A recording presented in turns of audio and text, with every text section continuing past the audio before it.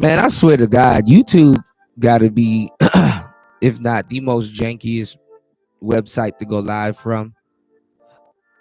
We should be live now. Finally. And this shit is like barely working. So on the way in, if y'all can hit the like button. This is the most jankiest website ever. Give me 1 second while I do this poll real quick. Give me 1 second. Put a 1 in the chat if you guys can hear me. Let's get it.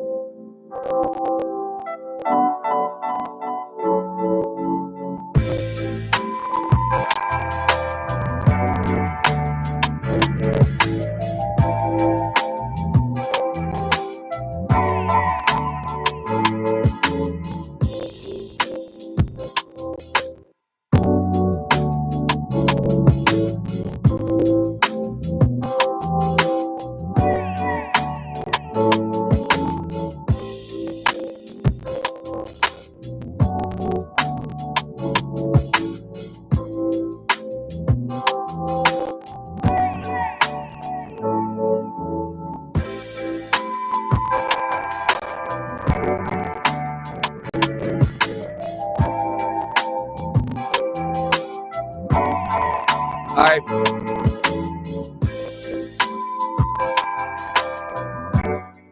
All right, we got the we got the poll in the chat. Y'all put a 1 in the chat if you guys can hear me. One in the chat if you guys can hear me.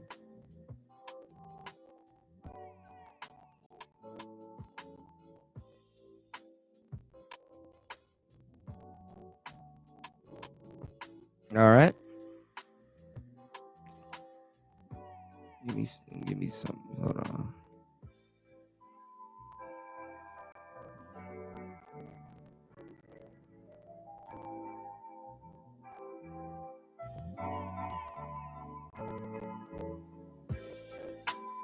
Okay, this ain't gonna work. Okay. There we go. What's going on, Fasting? Shout outs, bro. I meant to hit you up on WhatsApp. I'm gonna hit you up when I get off air. Shout outs to Fasting is Life in the building. What's going on, man? Happy New Year. Great to see you, man. Bro, I've been going through the worst, man. I'm really now just getting back into the swing now that the new year is in. And man, YouTube has demonetized my channel again. I didn't even do anything. So YouTube has demonetized my channel again. And they demonetized my channel on New Year's and on my birthday. And then you know what they did, y'all? So shout outs to everybody that supported the show via super chat in December. They took my AdSense. All the money that I earned in December, they took it. So make sure you guys check your accounts. And make sure YouTube puts the money back into, if you supported the show, make sure YouTube puts the money back into your account. Because they do that to people, and then, you know how it goes. But we here, man. It's Player Talk Radio. Shout outs to everybody in the building. Make sure you guys hit the like button. Support the show, as always, on the way in. We got a lot of stuff to talk about on today's show, man. It's Player Talk Radio. And like I said, y'all gonna start to see these these streams with a bunch of people, firing up and talking like, real sideways, real janky to people. All you're gonna hear these days is tether this and tether that, and it's like, bro, I can't believe I lived to see the day that everybody's like biting off of Tariq Nasheed. Especially the people that denied him at first, Shout outs to Mood Music in the building, man. Real players in the building. Put a 1 in the chat if you guys can hear me. You guys should be able to hear me. I should be loud and clear. But shout outs to everybody here, man. We in the building. Is Player Talk Radio. Y'all hit the like button on the way in. And most importantly, support the show. So we're going to get back into it, man. We're going to jump back into the topic that we covered yesterday. And then we're going to jump back into Charleston White. You know what I'm saying? Going in on FBA. And mind y'all, Charleston White, he claims to be FBA. Now, me, no real FBA person can get mad at me. I ain't did shit. And I'm just giving y'all the game on the BS.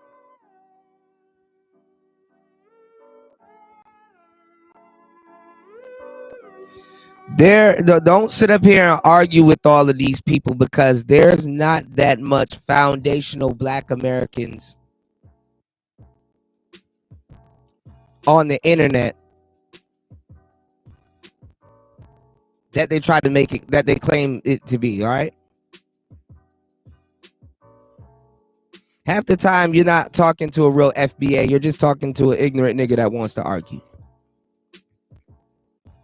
Don't waste your time. Don't say I didn't warn you neither. Also, too, on top of that, welcome to Player Talk Radio. Hit the like button on the way in. Support the show. Got a great show for you guys.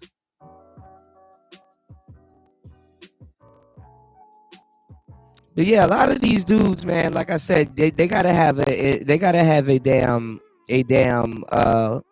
blockchain. You know what I'm saying? Because you nor the person that's up here trying to convince you that he's FBA. Nah, no, Mr. Goku Avatar. I don't think you're FBA. So it's like, can you show us this? Can you prove it? He said, who's FBA Youngboy? It's just a name that I made up, and watch everybody start saying it. It's just a name that I made up. Honestly, really, I was gonna call, what's going on that title? I was gonna call Charleston White FBA Youngboy. One of these ignorant niggas gonna steal it from me, so it is what it is, But like I said, and I've been talking about it for the last 3, 4, 5. Shit, I've been talking about it for a minute, but I kind of went in a little bit more deeper on the last couple of shows. You know what I'm saying? Like I said, you nor these people talking about all this FBA shit can prove that they are actually foundational Black American. And then especially if they running around the manosphere, most of these dudes in the manosphere, they're the black sheep of their family, so they don't even really talk or associate with their family like that. So that it's just funny as hell listening to a nigga that don't even know, and like I said, ask vital questions. Who's the oldest person in your family? Are you in contact with them? These niggas don't even talk to the ancestors or the people that's still alive in their family to this day. And they sit up here trying to argue with dudes on the internet about some ancestors did this and ancestors did that. And half these people, like I said, they're the people that FBA have been trying to keep out. Tether's cosplaying as FBA, you know? And think about it. What are the odds of all of these FBA people being on YouTube at the same fucking time? I've never seen so much FBA people in my fucking life. Somebody lying. And we're going to start with the person that's trying to convince me that they FBA. And argue about some bullshit that they don't even care about. Untitled said, I'm thinking you talking about the Tennessee nigga nerd, FBA young boy. Oh, there's a guy named FBA young boy? That's funny as hell. Oh, there goes my invention. All right, y'all hit the like button, support the show. It's Player Talk Radio. So, like I said, Lord Jumar was on Godfrey, because he was on Godfrey's podcast, because I recently heard something. I don't know if it was on a Tariq show or somebody was telling me that Godfrey is supposed to be doing something on the 21st of January. And it's supposed to be something for FBAs. Obviously, Godfrey is he's African, and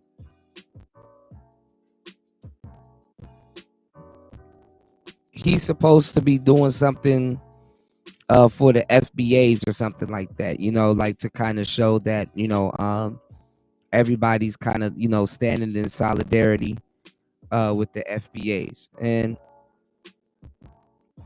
I think that's cool.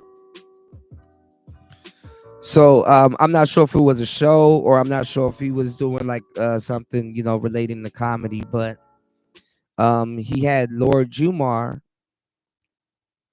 on his show.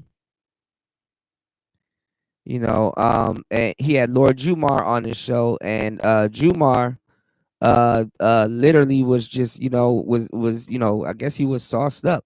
I guess Lord Jumar thought he was on Drink Champs and got a little saucy. I guess Lord Jumar thought he was on Drink Champs and got a little saucy, and was talking about he could debate anybody. And then he was getting into this whole flat earth thing, and I'm like, this is funny as hell. I thought Hoteps, and they were a little bit close with esoteric niggas and masonry, and we was kings, we built Egypt and stuff like that, so they should be somewhat tapped in with the Moors, meaning that they understand circumference, they understand measurements, they understand alchemy, they understand certain things that the average person wouldn't understand. That should be the game. People keep asking me this stupid ass question, Cuda, what is the game? And I keep telling y'all what the game is. It's uncommon information. That's all I drop. I drop gems, uncommon information, in mental chewing gum on Player Talk Radio. Y'all hit the like button, support the show on the way in. Let's get the likes up. So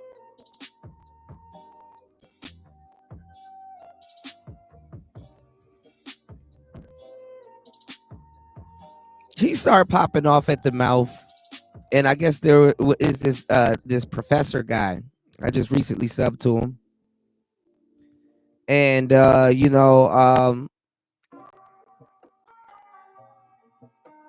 he was basically gonna debate him on flat Earth.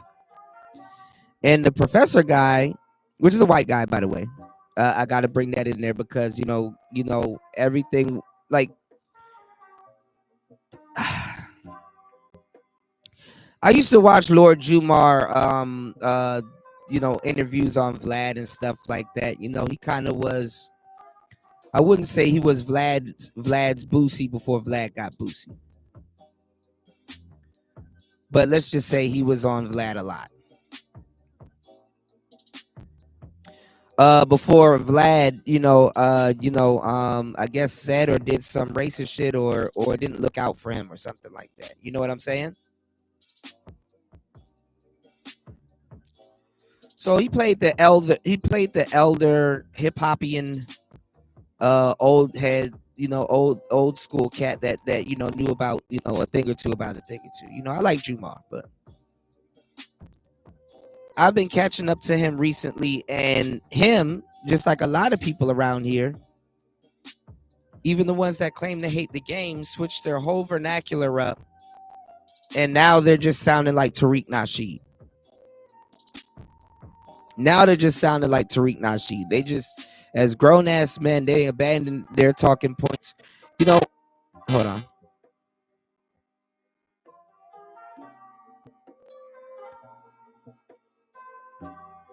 You can say you agree with Tariq Nasheed. You can cite some of the stuff that he says, but to like abandon your own talking point, which most of these dudes are doing now, just to sound like Tariq Nasheed that's just blasphemous work, especially if you're a content creator. Because the so-called FBA people, they didn't even like Tariq Nasheed at first, because Tariq Nasheed came off as a pimp and a misogynist to them. So to now hear them abandon their talking points to sound like Tariq Nasheed is hilarious. No integrity. And then all you gotta do is just run down a certain line of questioning, and you'll see what it really is. That they don't really know what to call themselves. They didn't think like that before Tariq Nasheed. And like I said, Tariq Nasheed did a great job of formulating what some people thought they thought about, and put a narrative behind it, and then got a lot of people to get behind it. I think that was pretty dope. But don't let these dudes on the internet lie to you. All of these dudes are not FBA. Okay? The majority of FBA niggas are not on YouTube.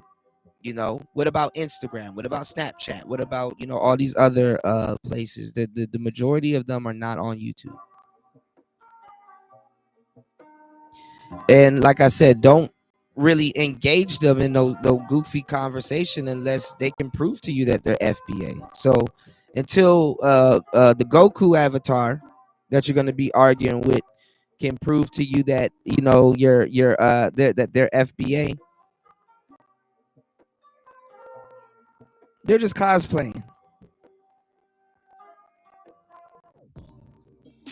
And that's what a lot of guys do. Like contrary, they just cosplay. So let's get back into it. So he's basically trying to set up Godfrey for the okie doke. He's trying to set up Godfrey for the okie doke. You know what I'm saying? He's trying to put Godfrey in position to call him a tether. And the funny part is that, I think Lord Jamar thinks a lot of people are. I think Lord Jamar thinks that people are going to throw Godfrey under the bus for him. And they're not. They're not going to throw Godfrey under the bus for Lord Jamar. All right, before we get into this, y'all hit the like button, support the show on the way in. Let's get to the comment section. What's going on, EB? He said, ever seen a soldier's story when Richard Gere's cry to St. Louis Gossett and says, I got nowhere else to go? No, I haven't seen that, man. What's up with that? What happened with that? You said Tariq or Lord Jamar isn't FBA. That's funny as hell. You said Tariq isn't FBA. Yeah, somebody said he's Jamaican or some shit. That's funny.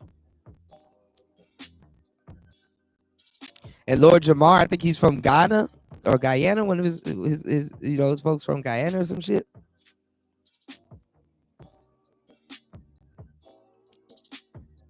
He said so everything is hilarious, but to me, one real one is here. Okay.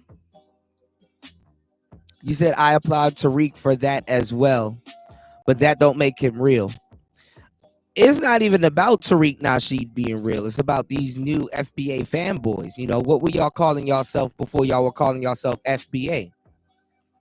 Where did all these talking points? These talking points didn't start surfacing until 2021, until after the embers of Michi X and Yvette Carnell died down. Y'all tried to call yourself thos at first. Y'all tried to call yourself Moors at first. You know, so that's wild work. And then a lot of cats do everything in their power to diss Africans and don't even know their own history. You know, so we might go in on that a little bit later today. You know, what's going on, Brian Will? Shout outs to you, player. Shout outs to Brian Will in the building. Good to see you, man. Shout outs to the real players in the building. Yeah, man. Definitely redoing the channel, and we're gonna get back into gaming. You know what I'm saying? So I'm just trying to get everything together. All right. It's Player Talk Radio. Shout outs to everybody in the building. Y'all hit the like button.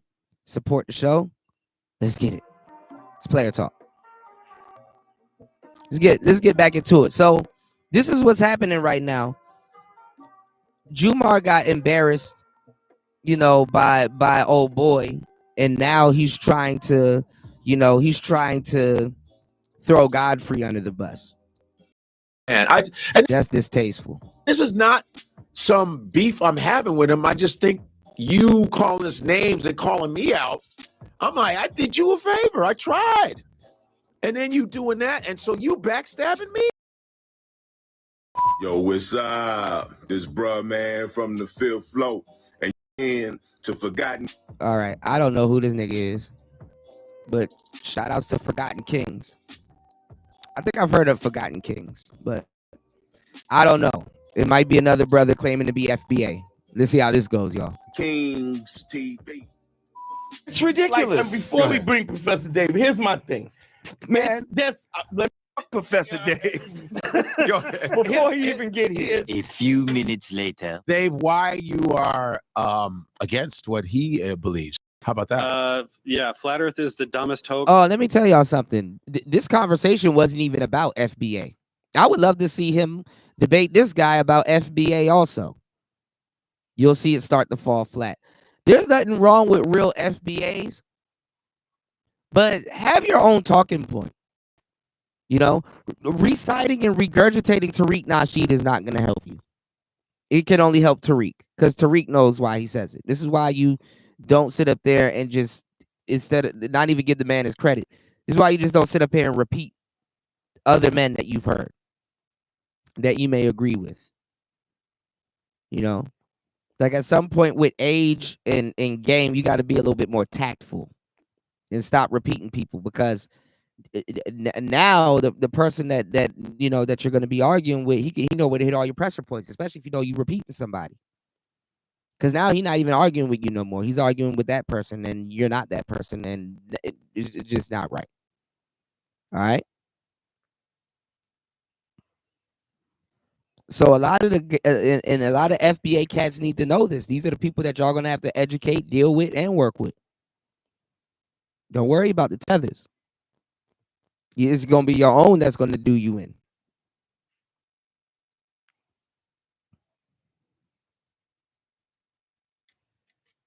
So good luck. All right, let's go. In human history, Jamar just watched some videos by Eric Dubé, who just spews a bunch of bullshit memorized. So that's what Jumar was arguing about. Jumar was arguing about goddamn flat Earth. That's why I brought up the Masons and all those cats and stuff like that, because it's like they knew the Earth wasn't flat.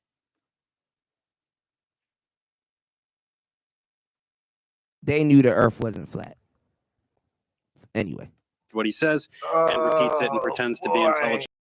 everything you say is so insanely stupid and can be disproven with like middle school level physics. Really? So yeah, we can go ahead and you can Let's rattle off do your it. debate Show, talking points. do you have a I'll tell you how working you're wrong. model of a ball that has water sticking to the outside of it? Can you show me a Okay, working model wet of that? a tennis ball. But- yes, wet. It has And nothing to that, do but with no, anything. that's What not do you water even sticking. mean? That's saturation of water on the Okay, ball. so I let's want you see. to show me where water sticks to the outside of a ball Yeah. as it spins. It doesn't go to the Okay, equator of the so- ball All and right, spin buddy, off. I heard what you said. Show I heard me what you a said. working Okay, model. The reason that things stick to the Earth is because the Earth is extremely massive, so it generates a very large gravitational field. When water falls off of a ball, whatever ball you're talking about, to the Earth, it's because of the large gravitational field exerted by the Earth. So when you're talking about water sticking to a ball, your desired demonstration of gravity fails because gravity exists. No, Things fall to the ground. There because is of density gravity. and buoyancy, sir. Gravity is not some Okay, magical density is thing not a that force. makes things Density drop is a to singular. the Density is ground. not a force. It depends the Buoyancy medium only that it is exists where in. gravity If I exists. drop something in this Hey, water, kiddo, shut depending up. on how You heavy can't it is, no, it's like going you to can't do it. You sink can't just or talk over it. float. No. First of all, this guy came out real disrespectful, talk about the stupidest shit. Like if he was in Yeah, this it's the room, I'd be stupid- Dude, smacking you the just shit said out that of it him doesn't right now. matter if scientists First of all, study science. okay. It's all bullshit. Right, You know how sir? offensive You know my that, right? So you got Lord Jumar making all kinds of crazy ass claims. If he was in this room right now, I'd be smacking the shit out of him. And then he's telling too that he knows more about flat Earth than anybody. So he was already on one. Then he tried to kind of insinuate that Dante Nero is a pimp, which he's not. He's a gigolo. Big difference. Then he tried to insinuate that Dante Nero and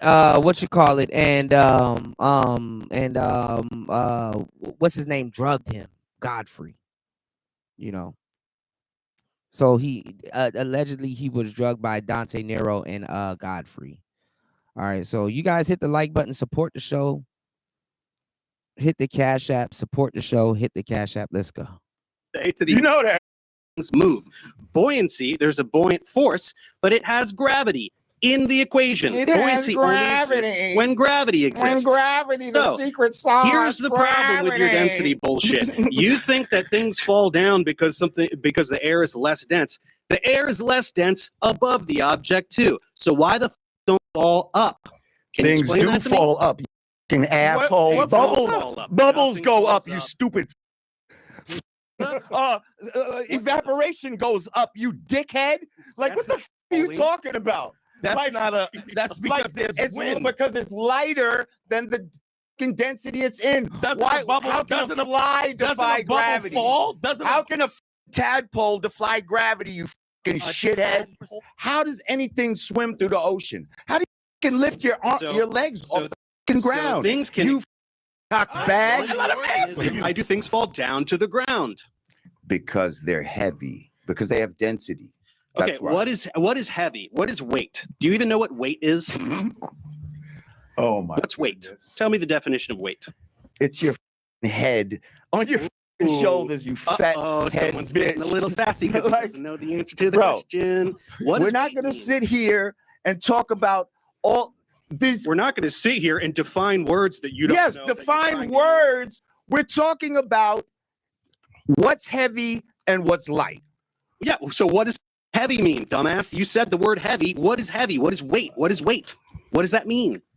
You don't know the definitions of the words you're using. Bro, Words. these are And I don't definitions know that what to say. are given by people who are Who here study things to and actually who know are here things. to reinforce a certain position. I'm talking about Sweetie, common money sense can't shit. change Did the he just laws say, of sweetie? physics. Are There's you no amount of homo? money that Did can this- change the Yo, laws. did this nigga just say sweetie? Yo, There's no conspiracy here. You can't change what. listen. Lord Jumar, this is the same person that is supposed to educate you on hip hop and its origins and stuff like that. You know, this is the person that's supposed to educate you on hip hop and its origins and stuff like that. Who's to say if he's not repeating somebody else?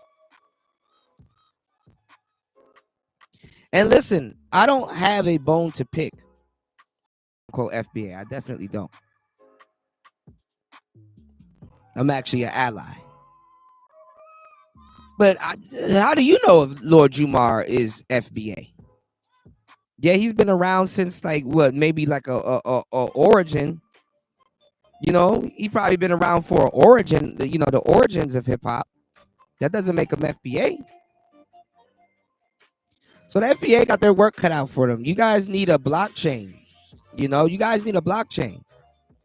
Not even for the world, for yourselves. All right, let's get it. Y'all hit the like button, support the show. Let's get it.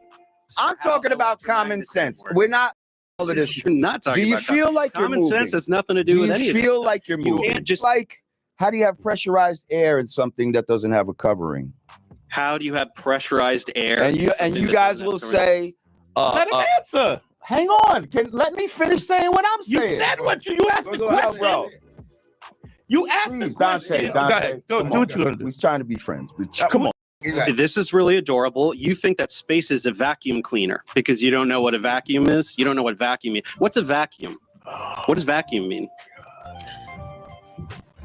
Tick tock, tick tock, tick tock. It has no air. It's, It's an absence of matter. Mhm. So why the would the vacuum of space pull air anywhere? Can you explain that? a vacuum also pulls things, sir. No, it doesn't. Vacuums don't suck. That's not a thing. So the Earth spins once per day. Bro. That's what a day is. Did you know that? Do you know what a day means? It's how long it takes the Earth to spin around one time. So all of this 1,000 miles an hour bullshit just makes you sound like it because it spins. And that's the thing. Jumar was talking about I would debate Neil deGrasse Tyson. How?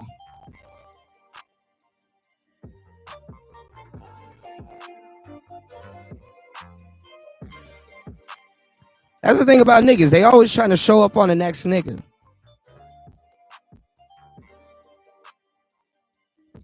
So now you got Destiny Part 2 here, aka Fate, washing Jumar, and then now he's blaming Dante, and he's blaming Godfrey. And that was the game plan in the beginning. Just blame it on a nigga, but yourself.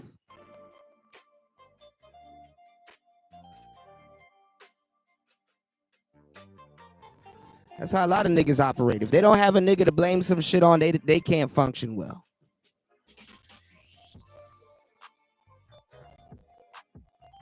Same playbook as the sisters in a lot of cases.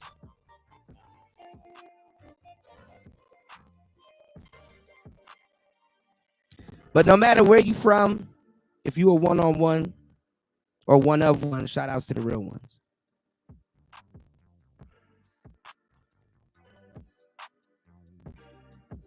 Y'all hit the like button, support the show. It's Player Talk. Let's get it.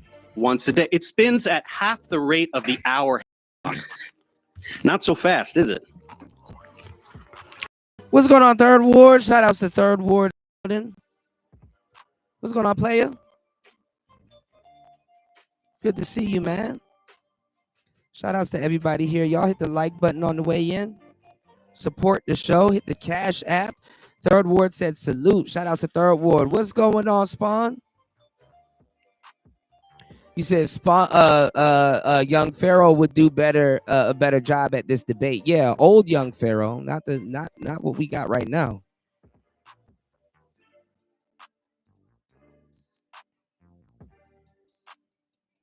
That nigga weird rapping Lamborghinis and having meltdowns and shit.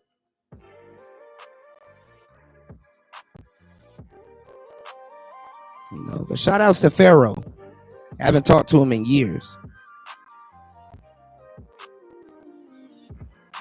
But it is what it is.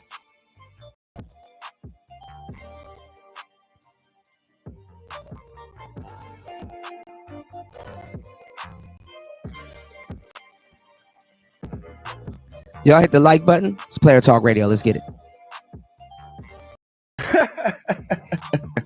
Pretty funny shit, huh? Yeah, really funny. Yeah. Any response? Yeah, you're full of shit. Am I full of shit about what a day is? Is a day 24 hours? What's a day, dude? Tell me what a day is. I got First a of all, question. go ahead. Yeah, way down. You mean towards the ground, right? Yeah, that's the ground. Yes. So wherever you're standing on this thing, Mhm. wherever the you're standing, down is towards the ground. But now look It's how towards the center of the look earth. how it look how Nobody's it upside turns. down. Look how it Everybody curves, mother.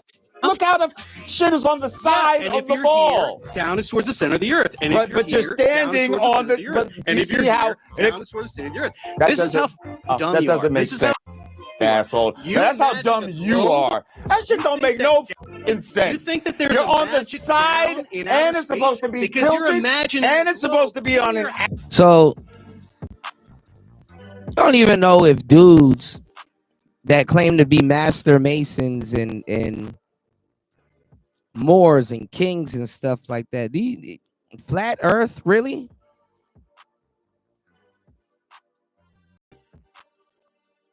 And listen, I've heard some flat earth debates and conversations, and by far this is like the most uninformed one I've heard. You know, because I've heard some dudes that made sense and made me think like, maybe he might be onto something. But this right here, me and the white man can tell that you took it from somebody. These ain't your words.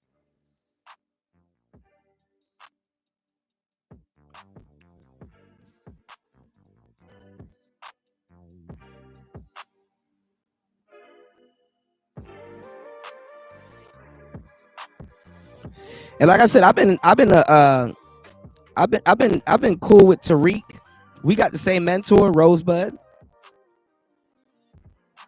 I've been cool with Tariq since he started. You know, I go back to charm school. I go back to Mac lessons. I'm still waiting for the game advisor. So I've been around before a lot of y'all even got here kicking that shit, that FBA shit. So I know for a fact when I'm listening to a Tariq clone. Shit, I've even argued, y'all shit. Let me get some people that used to be in my circle around to tell you. I should go call up my manager, the manager of my group at the time. She'll tell you she used to get sick and tired of me listening to Tariq. I used to like it. She used to start watching his videos because I used to watch him all the time. Because he started making sense. Something similar with Tommy and a whole bunch of other people. You know, he started getting more popular and making sense. So she'll tell you, like, I've been day one with Tariq.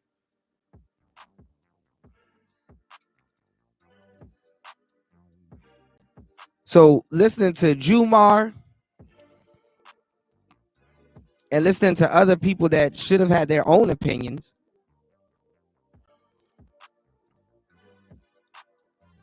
listening to them now regurgitating Flex's talking points, when I know for a fact that wasn't their original talking points, that shit, man, I'm cool on that.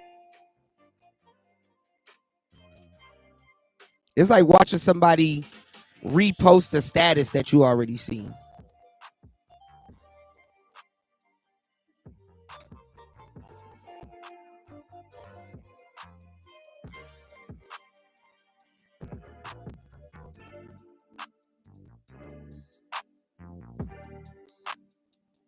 Shit is ridiculous, man.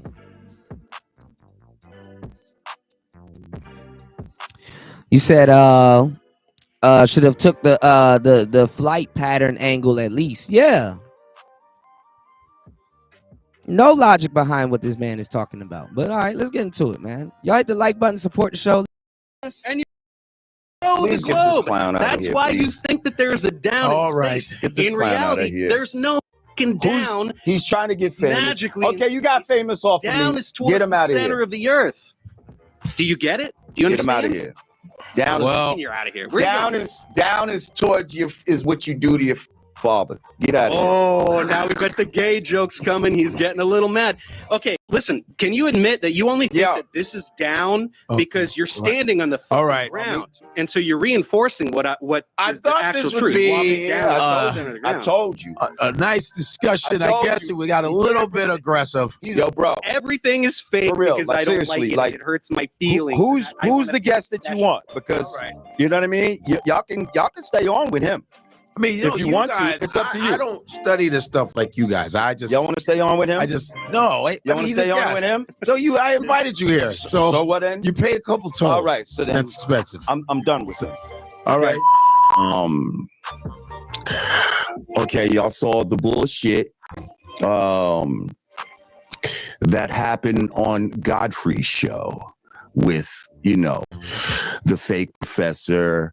And I'm going to tell you, I can't get too much into detail about this right now because I think there's some things going on. But all I could say is, I apologize for the poor showing. To all my flat earth people out there, this changes nothing. Although I know I made myself look bad from being out of sorts for many different reasons that I can't necessarily get into at this moment. But I definitely was not myself that night. All right, so I thought certain people were my friend.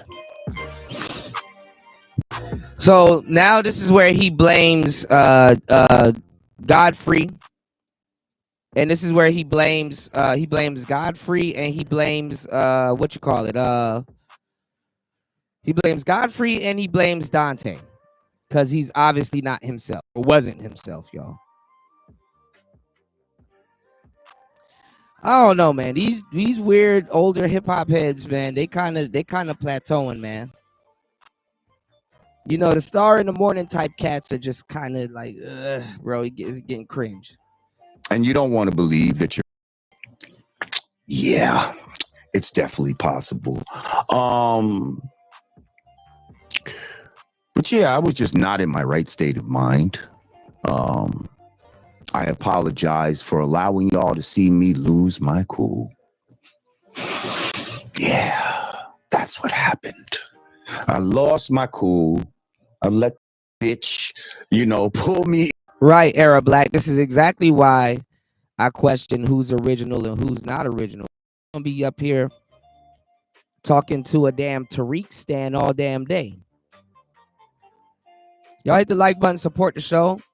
You're gonna be up here talking to Tariq stands all damn day.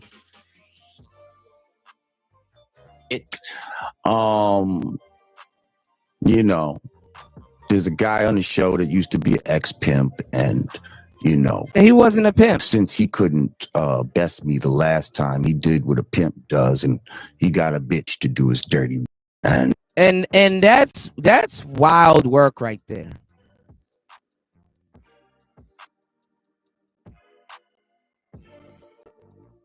That's wild work right there to sit up there and call Dante Nero a pimp.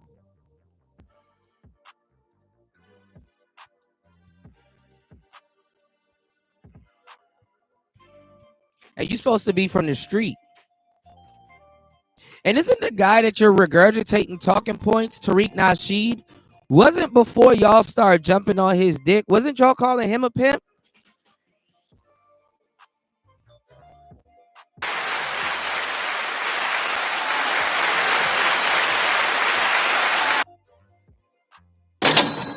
Y'all hit the like button, support the show.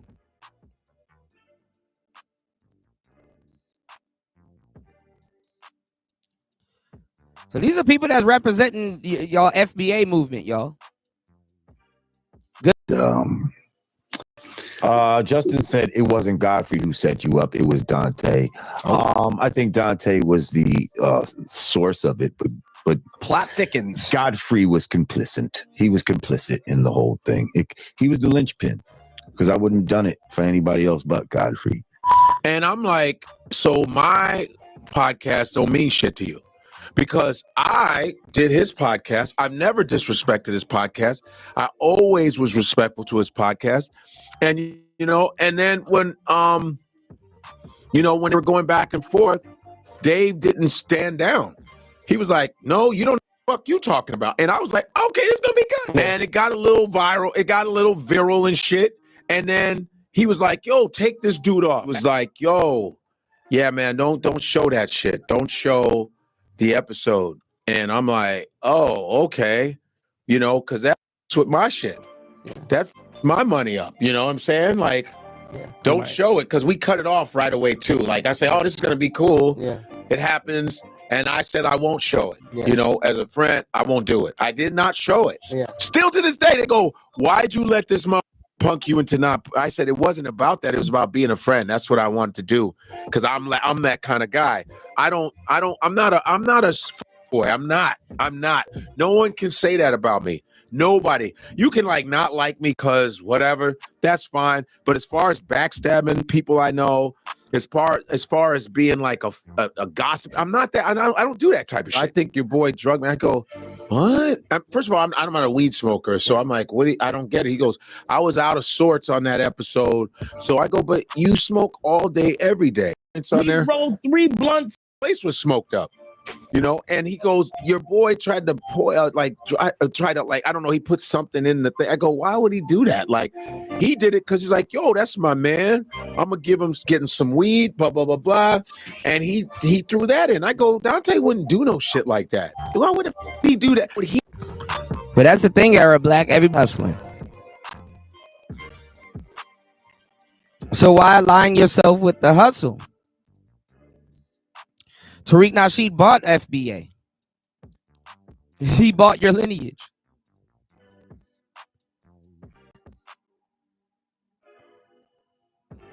And like I said, I commend Tariq for being a businessman.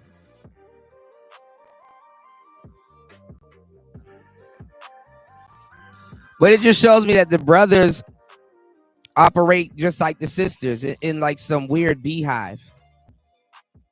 You know? So shout outs to Tariq. I'm gonna watch.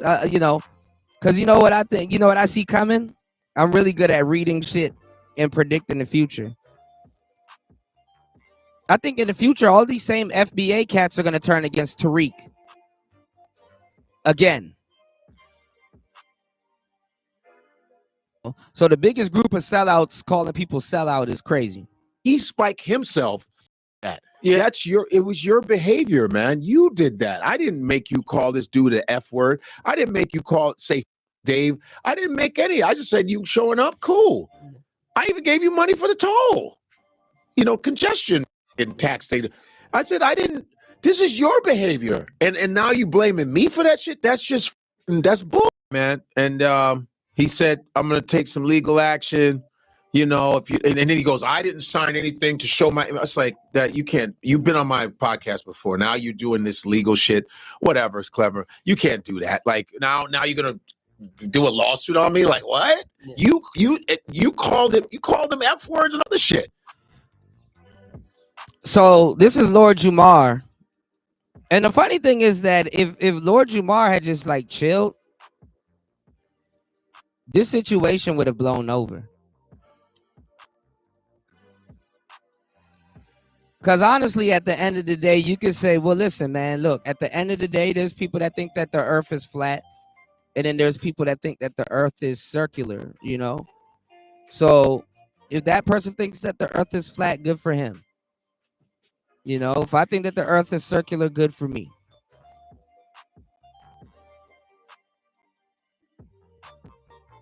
You know, he didn't have to get into temperature. He didn't have to get into density.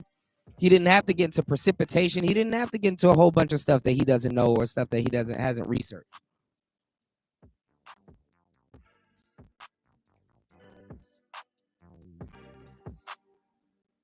So I guess a lot of people found out that Jumar can't even pretend to be smart.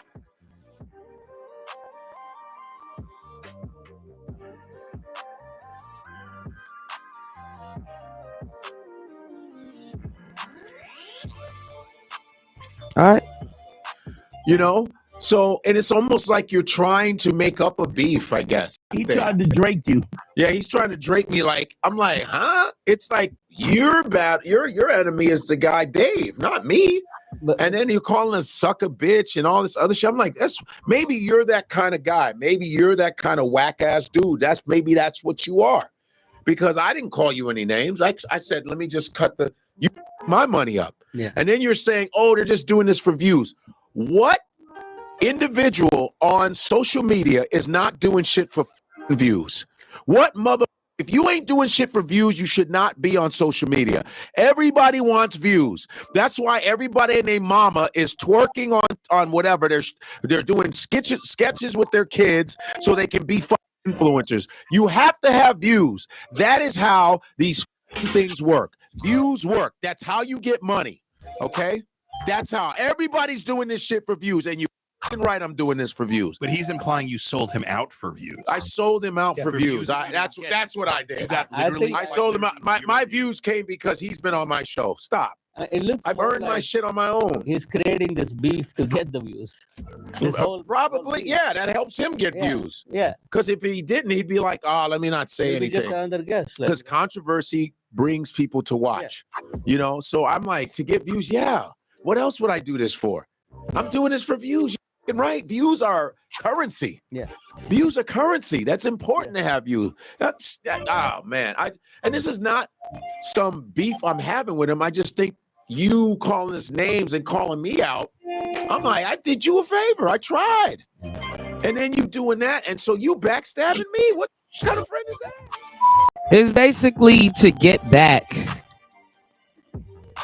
It's basically to get back and call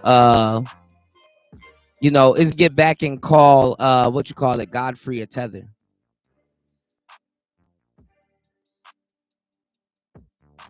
That's what it is.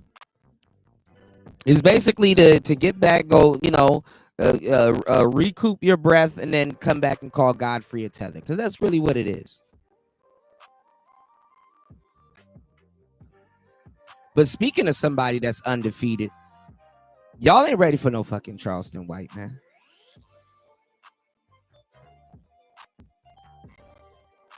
Y'all ain't ready for no fucking Charleston White, man. Y'all hit the Cash App. Y'all ain't ready for no damn Charleston White.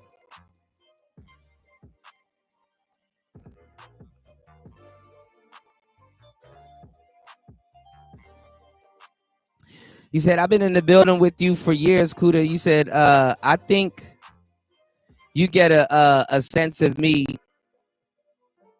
and you trust your instincts. You doubt me. You said, you doubt me, bro. We've been talking about race and things for years. I told you years ago. I'm not saying you, Era Black. I keep going out of my way to say I'm not mentioning you. You said you were FBA. I said I didn't even question it. I said other people. I said this multiple times. I said other people. I'm not gonna sit here and be talking to a bunch of other people and arguing with a group of niggas on the internet that don't even know their own lineage and history. That's what I'm saying. And I'm telling other people not to waste their time and do the same.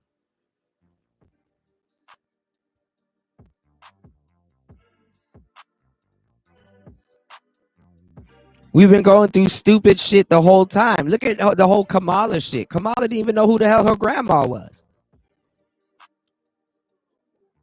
Got a whole fake woman in that she posing with. That's crazy. Bro, putting AI granny in a presidential book is crazy.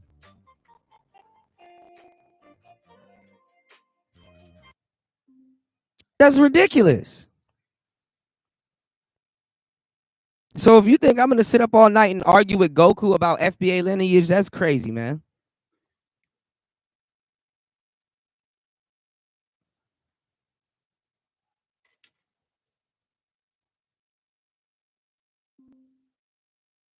And it's not me you gotta worry about. You gotta worry about your other FBA bedroom. Them the niggas you gotta fucking worry about. Them the niggas that'll stab you in the back. Them the niggas that'll sell you out.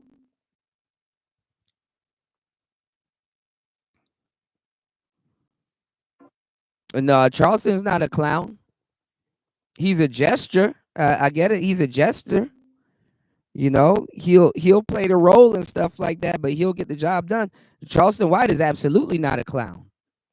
These people that's calling in on this damn show that can't even formulate a sentence.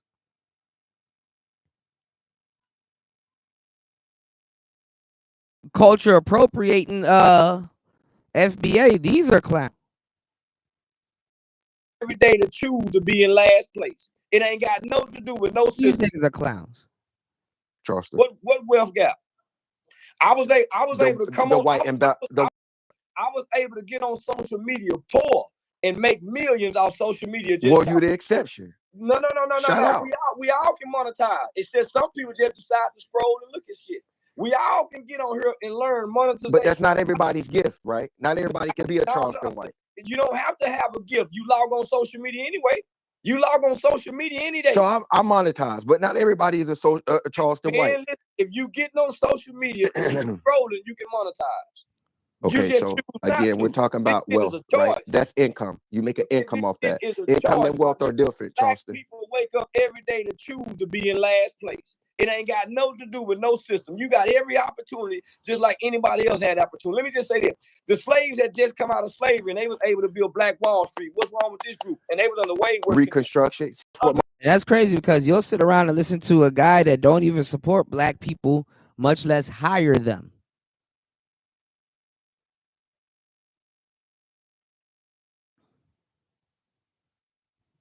I remember a couple years ago, MOT came on here and say, I don't hire niggas.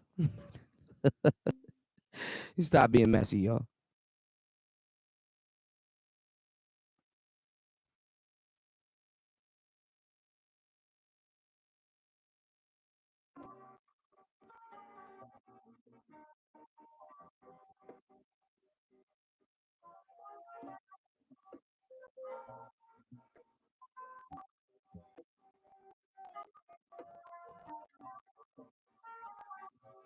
And speaking of civil rights, we're gonna talk a little bit about Donald Trump, because you got a lot of people running around lying. Hold on, y'all. Did it exit out? Oh, it did exit out. Hold on. We got a lot of people running around lying about Donald Trump, saying that he's stopping people's civil rights. Actually,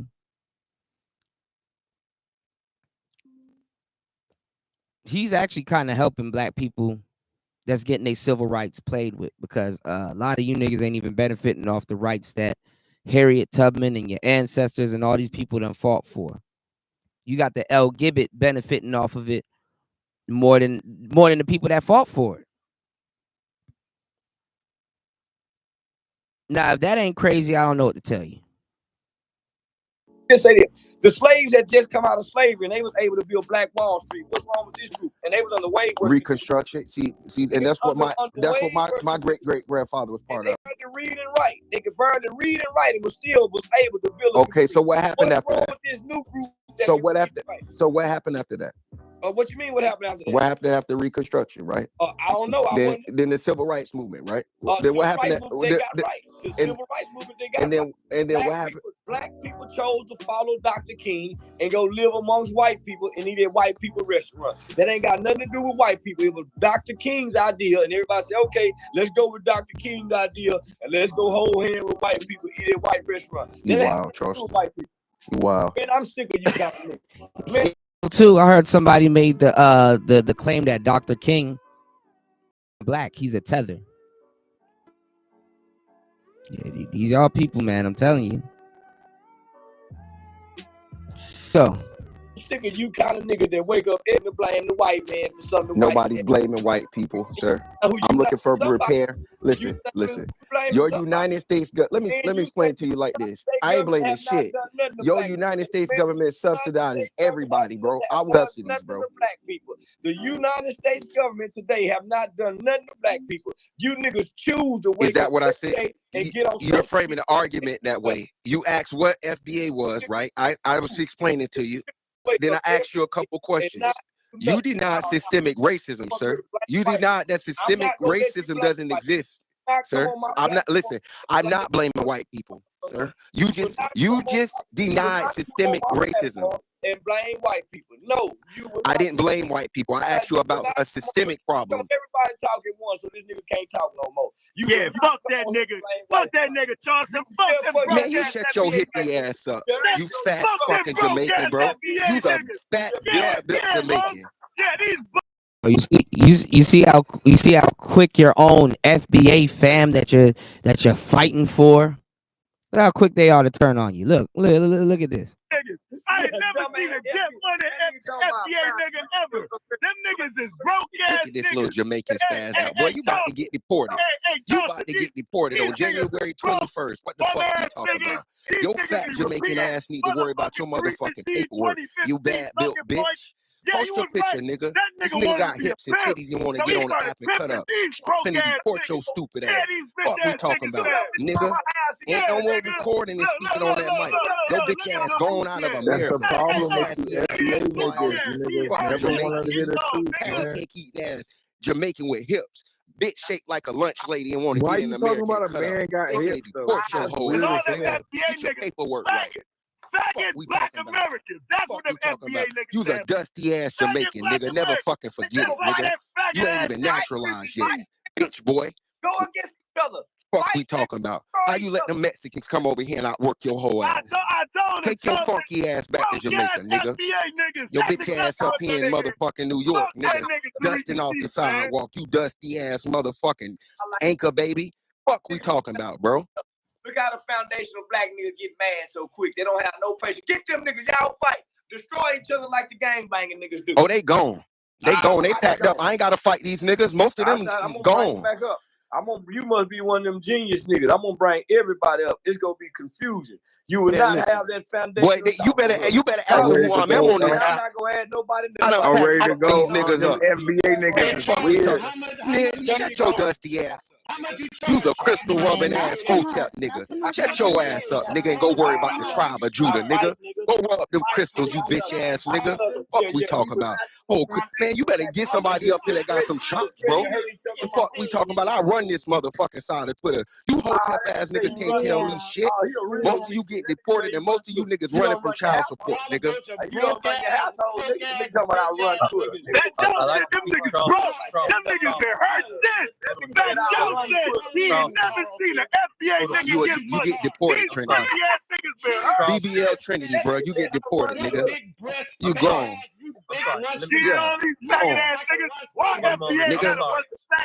Yeah, fuck. Y'all showing out for Charleston. You gotta add a co-host, Austin.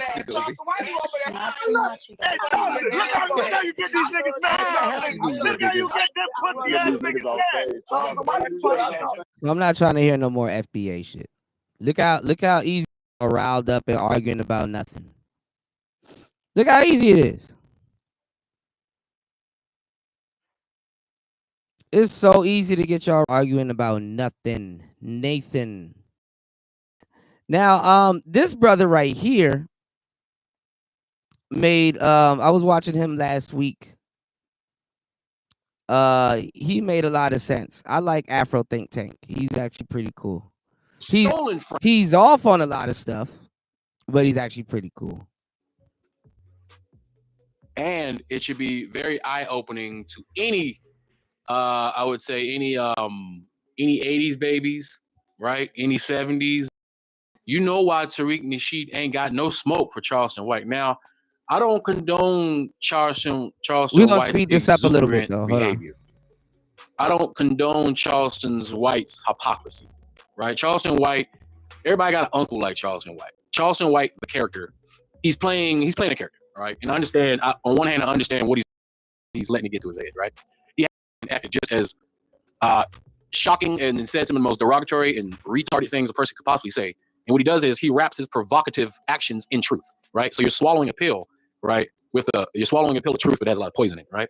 Charleston White's a hypocrite. He's a hypocrite. He's not an example of a good black leader. Let's just put that out. He's not no revolutionary leader. He's no. Charleston White. What Charleston White is like he's like one of them old crackheads. You know, you remember the crackheads from back in the day. If you, in my age, you remember the crackheads back in the day, right? Them funny crackheads that you don't give a fuck. They don't give a fuck. They say what they're gonna say is whatever. They got little man syndrome. It's whatever, right? And they have enough charisma to be funny. And Charleston White's the type of dude that be at the party, right? That make everybody laugh. But he the dude that you take with you that get you in the fights because he don't know when to shut his mouth because his personality is bigger than his body, right? But the gimmick worked, right? And he does say a few things that's that's true, which a lot of these grifters say things that's true. I wouldn't say Charleston White's a grifter. I wouldn't call him a grifter. He is presenting a product and people are buying it, right? He's not really, he's pretty upfront about it. So I'm not gonna call him a grifter, but I just don't think he don't represent no revolutionary or whatever. But apparently he says that he has done things in the community back in the day. And I've seen video evidence of him actually doing stuff like that. So it is true. It's just that he decided to change his tactic to be more provocative. But let's go to the street level. Why it is that Tariq Nasheed won't say shit about Charleston White. You see Tariq Nasheed and Charleston White about around the same age. They're both of them about 10, 15 years older than me, right? I know the era. Right, the era, and what he said about Tariq Nasheed was absolutely true. Tariq Nasheed ain't shit. Yeah, I'm trying to read what he's saying. The days when they used to have the pimp balls and everybody used to pretend like there was pimps on the street, and they used to have the big balls. And they used to promote this shit back in black exploitation time. Tariq Nasheed used to be a rapper. He tried to be a rapper. He really did try to be a rapper. She's trash, right? And he tried many gimmicks to be famous because Tariq wants to be famous. He wants to be known. He wants to have notoriety. He doesn't care how he does it, right? And so, as he developed different grifts. He was a Pan-African, right? His claim to fame is to be a Pan-African, right? That's why people know him, because he was saying African Americans and Africans are the same. Africans love us. We need to go there and unite and connect with Africans. He was on the right track, right? But what he discovered, right, which I've also discovered, is that being pro-black and Pan-African doesn't pay, right? I mean, it can over time. I'm starting to get a little something, but I'm not doing it for pay. Your motivation for being a Pan-African has to be more than just money, right? So I guess apparently his motivation for being a Pan-African was really just monetary. He wasn't really truly pro-black or Pan-African. Once he made his money and he realized he couldn't grift off of it anymore, he moved on to something a little bit more up to his speed. So, he moved on to just be pro-black, a lot easier to be pro-black, just regular pro-black. And then he just hopped on something called reparations. As a grown man, he should know that white people are not going to give us reparations. Doesn't matter how much we beg for reparations. Doesn't matter how much we fight for reparations. The daunting task of giving us reparations, at least within a monetary cash payout, is legitimately impossible on the planet. It's impossible on the planet. Like, you'll be asking white people to give up their empire to pay us back, because this whole American empire, American imperialism itself, is being financed by that very same money, by the very same money that they built up over 400 years of net profit, right, without paying any taxes. All right, just straight profit, no overhead, right? That is a huge advantage over all countries globally, and that's why America is where it is today. But you see, Tariq Nasheed knows that there's a large group of African Americans who are uneducated, because keep in mind, Tariq Nasheed was a fake pimp. He has a book talking about how to manipulate young, impressionable black women into selling their bodies for monetary gain for him. And this is how y'all were talking. This is how y'all now all of a sudden FBA dudes was talking. What changed? Like, what were you guys before Tariq? Some of y'all gonna say 8. Some of y'all gonna say Moors. And this ain't vital information for me. I already know all of this stuff. I put in my work in the black community. It's recorded. And it ain't player talk.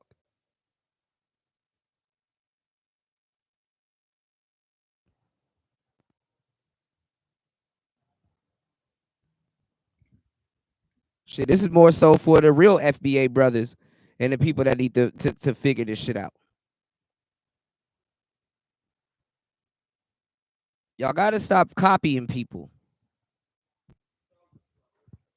And then at the same time, too, you guys are copying Dr. John Henry Clark. Y'all don't even put him out there, and the fucked up part is that he's still alive. Y'all wait till people die to try to be their friend and shit. When you know damn well when they were alive, they wasn't gonna be your friend.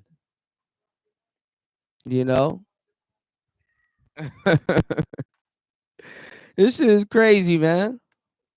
And he used to teach low-educated, disenfranchised youth from impoverished areas. So it doesn't take that much to try to shift that over to pimping men. He's just pimping men now, right? Because they make just as much money, if not more money for him, than pretending to pimp women. because he can get men who idolize Tariq Nasheed. All Tariq Nasheed got to do is push some Beijing on his face. He's still trying to hold on to his youth, right? 90s look, right? He looks like he's still in the 90s. He's trying to hold on to the 90s, right? Back in the day, back when we used to joan a lot. See, the day when Tariq Nasheed was trying to come up, that's when all the Africans was coming over here and they were interacting with us and they were getting called names and things like that. There was an era where we used to joan. Joaning means it's like a competition. You stand in front, sometimes you get in a group, and y'all talk shit about each other for fun, right? You let it go afterwards, but you talk shit. Whoever got the most charisma wins the day, right? Or you have a competition where it's a one-on-one battle where you joan, like your mother is so fat. Oh, it used to be a really big thing. And if you was good at joning, right, you can command the crowd. And you see, Tariq Nasheed is good at joning, right? He ain't as good as me, right? I know that, right? That's why he doesn't impress me, and I don't find him funny, hilarious, witty at all, right? Because I'm above him when it comes to that genre. But other people are impressed with Tariq Nasheed. And you see, Tariq Nasheed realized that all he has to do is go on YouTube, go live. You don't have to do a panel, because if you do a panel, you have too many people on there challenging his positions, right? As a joner, because that's all he does, right? As a joner, he just needs one person in front of him he can manipulate. He can cut their mic off. He can drop them from the channel. He can do anything just in case that person's getting a leg up on him, right? And usually these people are people relatively unknown individuals he can lord over. In his FBA fan club, because keep in mind, FBA is a fan club. FBA is not African Americans. That's why anytime I hear the word FBA, I'm like, yeah, that's a cult fan club group. And what they like to do is anytime somebody goes against or says something about a particular black person, these FBA Tariq Nasheed fan club members like to blanket all FBA, like all African Americans, with the title FBA. First of all, I'm a proud African American. 90% of African Americans are proud African Americans who connect with, if they could connect with their African heritage. They just don't know nothing because obviously history has made shit difficult, but we're getting it now. But we didn't universally agree that FBA is a new title that we all decided to take up. We don't galvanize. Nobody knows what that shit is. Now people are starting to figure out what FBA is. And these uneducated FBA fan members of Tariq Nasheed, they insist on saying that all African Americans are FBA, and they're not very smart.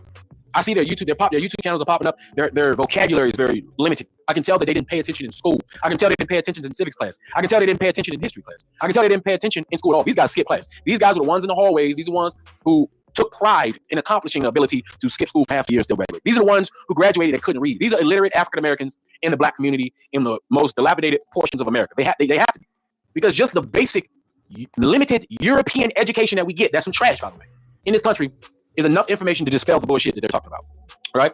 And see, so they want to say they look at FBA as some sort of pride, like if African Americans didn't already have pride in ourselves and have an identity of ourselves of our own, right? And keep on, I'm getting back to Charleston White, but I just got to lay it down. FBA, they feel like they don't want to mix with other African hate. A lot of them, to cut this bullshit short, a lot of them just have identity issues, and it's the illusion of inclusion. If you didn't go outside and you ain't joined the gang, you went online and joined the gang. That's a bar. If you didn't go outside and join the gang, you went online and joined the gang. So that's what a lot of they do. They're just on here to argue with people and have something to chew on, you know. And shout outs to the real ones, I don't have no problems with the real FBAs. But good luck dealing with your fellow brethren. I hope y'all wise up and get some type of blockchain. It's gonna get wicked out here, man. Hateful, and they're scared of other black people that look like them that will compete with them. They also fall for all the right-wing, xenophobic, hateful rhetoric and propaganda that the white people give them because they're not smart enough to understand and comprehend the information that's being shoved down their throat. They're victims of the right-wing propaganda in America. Just like you got Latinos who will willingly vote for somebody that says they want to deport all of their family members. You got to be insanely stupid, completely against your race. You got to be a certain kind of person to actively promote policies that disenfranchise your people. With all information being laid out in front of you. So these people are so stupid. I'm talking about the Latinos. Donald Trump would say, "Yes, I want to report. You're all criminals. I want to deport you. I don't value you. You're all criminal, illegal aliens. And even if you're citizens, you should go." Any Latino voting for that person is mentally ill. But we saw 60% of the mentally ill people voted. That just goes to show you the educational level. Now that's not true. That's not true. Any Latino that voted for Donald Trump is not mentally ill.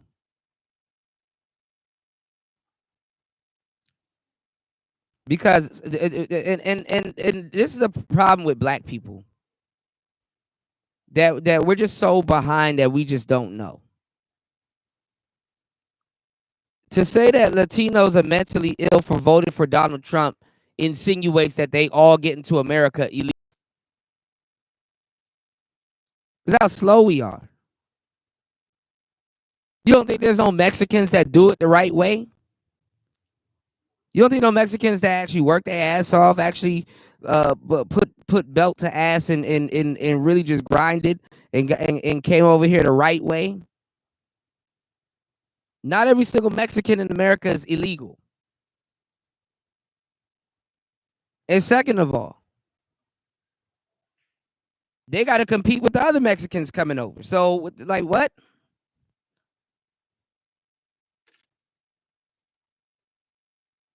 And black people, we still the same one. We stuck.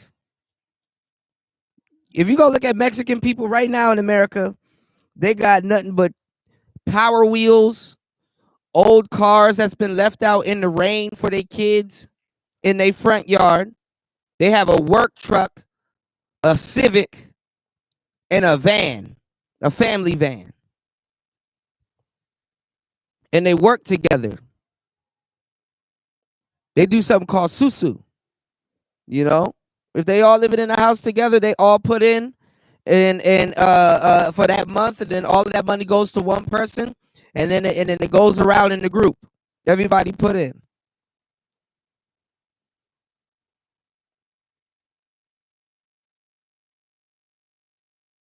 Y'all got Mexican people fucked up. Really misconstrued.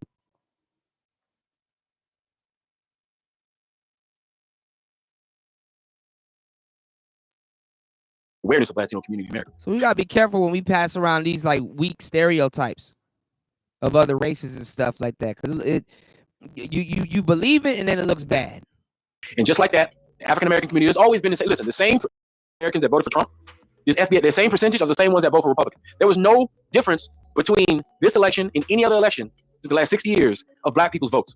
80% of black people, of African Americans, voted for somebody else, and 90-something% of black women voted for somebody. They did not vote for Trump. All right. So despite the perceived propaganda in the media that there was a surge of black men voting for Trump, there wasn't. It was pretty much the same. There's always been at least 20% of black voters who will vote against their own people. We've always had coons. If we didn't have coons, we wouldn't even be here.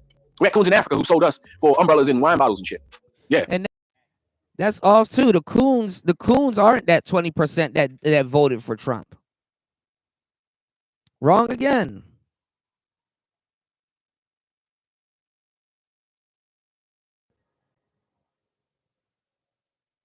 The coons are the one that voted for Kamala.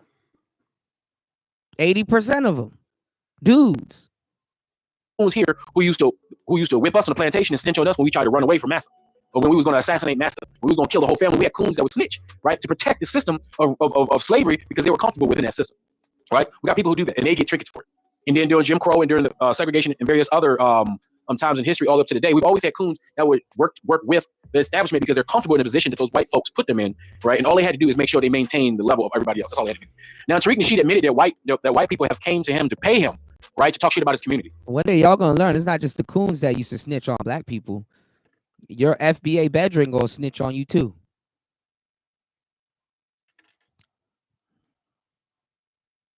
Always gotta teach niggas something, man.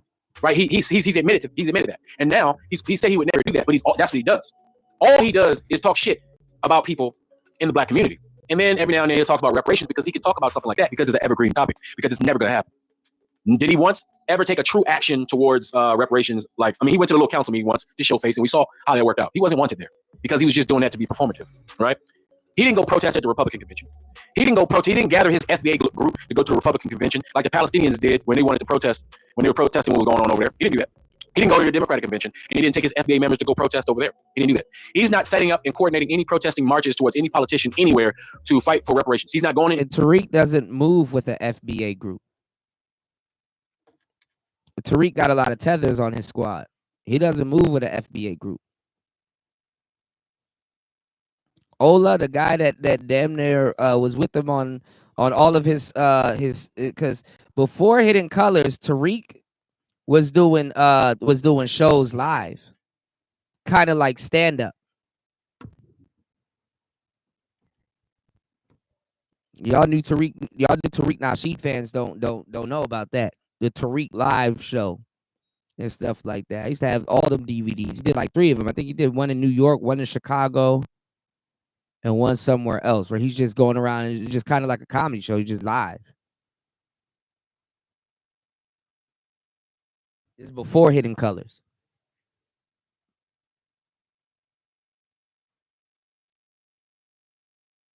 He had a whole cast and crowd full of tethers.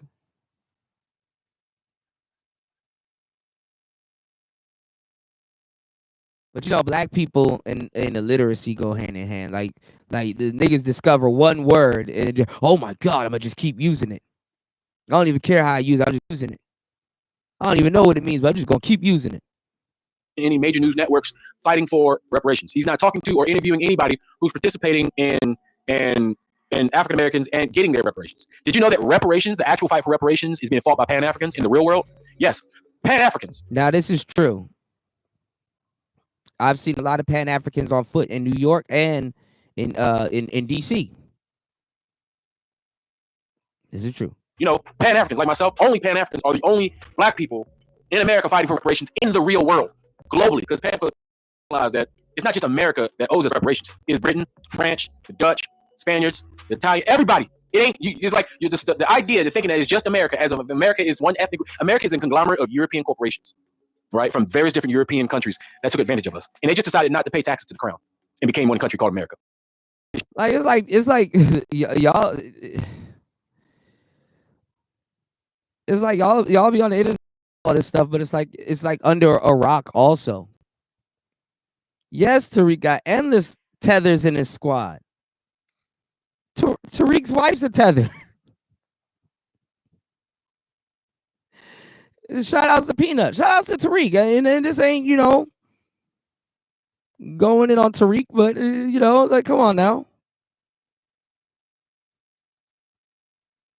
He put out Tether Films, 1804.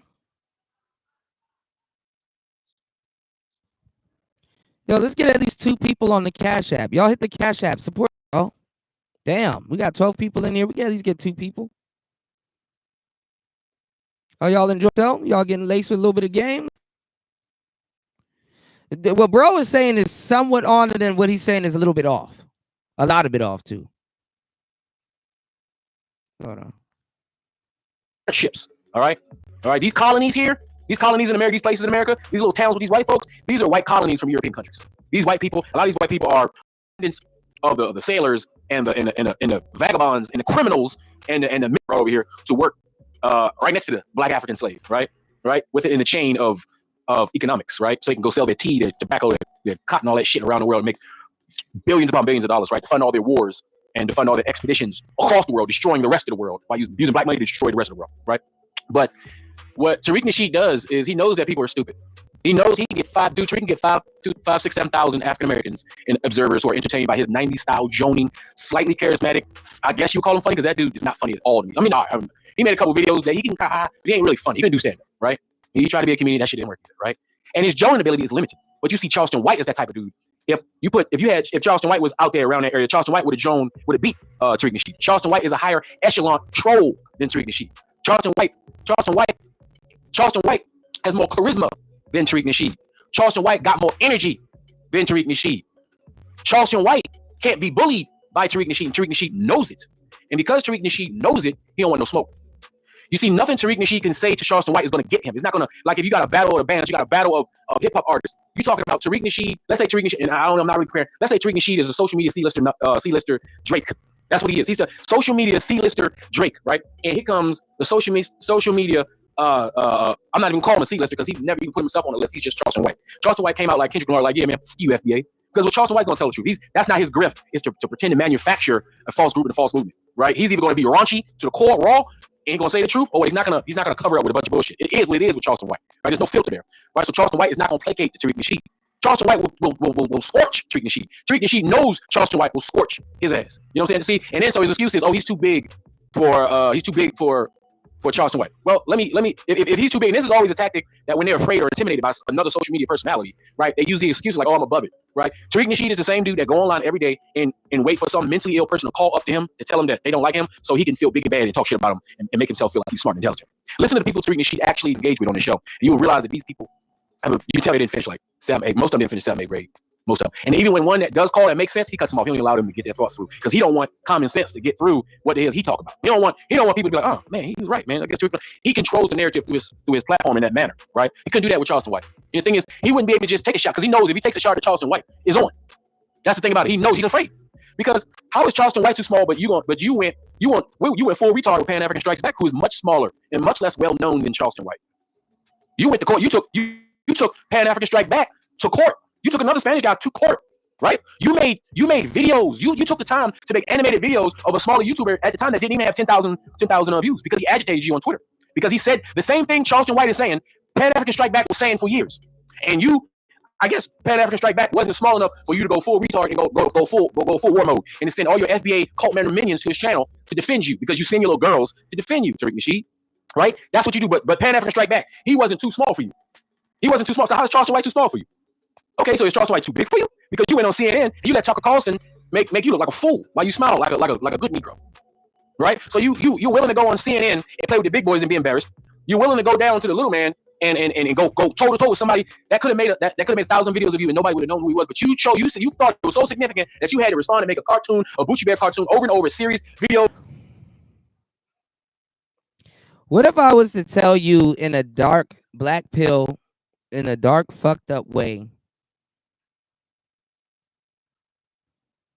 that the black man agrees with the white man that he quote unquote says did all these things to him? What if I was to tell you that black men actually agree? Would you believe me or would I have to educate?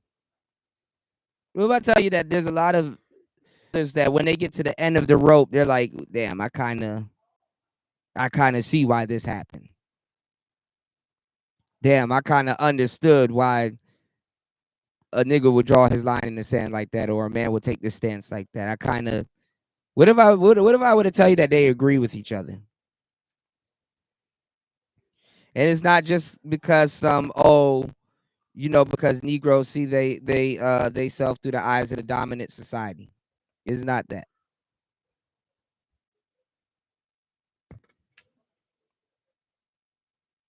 I'm not gonna say niggas were gonna go about it the same way.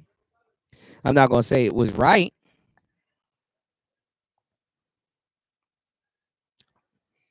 But shit, if you really black pilled and you understand how shit goes and how it went and what's going on, you ain't above not understanding. It's like, I don't agree with it, but I understand. Whose YouTube channel at the time was barely 10,000, but you too big for Charleston White, because you know Charleston White will never let go. Charleston White will expose you, and you can't call him a tether. Y'all, that little 90s word, that little world you created because your little dumbass followers can't see the word nigga. You see the word nigga, right? Don't got no oomph because your white massa handlers, they the ones who say that. So you had to come up with an alternative word that your xenophobic, hateful followers could say that would kind of have the same energy as nigger with a hard yard. Africans that weren't a part of the transatlantic slave trade, right? Apparently, because now we don't even know what the definition of an FBA is. Even though y'all like to say lineage, if your lineage, if FBA is a lineage, is a lineage of Tariq Nasheed. You're a lineage of slaves, a lineage of idiocracy, a lineage of embarrassment. See, I'm an African American. My lineage goes back thousands of years. Great empires, great kingdoms, great queens, great kings, great warriors, great architecture, education, greatness. That's my lineage as an African American. There's no way I would give that up for a failed, fake, rapping pimp preacher, right? C-listing YouTuber called Tariq Nasheed. And his little title, FBA, because he thought it sounded better. And it does sound better than ADOS. I'm not gonna lie. American descendant of slave. I don't know for the life of me why would anybody continue to wrap the title of slave around a title that's supposed to identify them. So it's the same way y'all keep using y'all misinterpretation of the actual slavery and what happened as examples.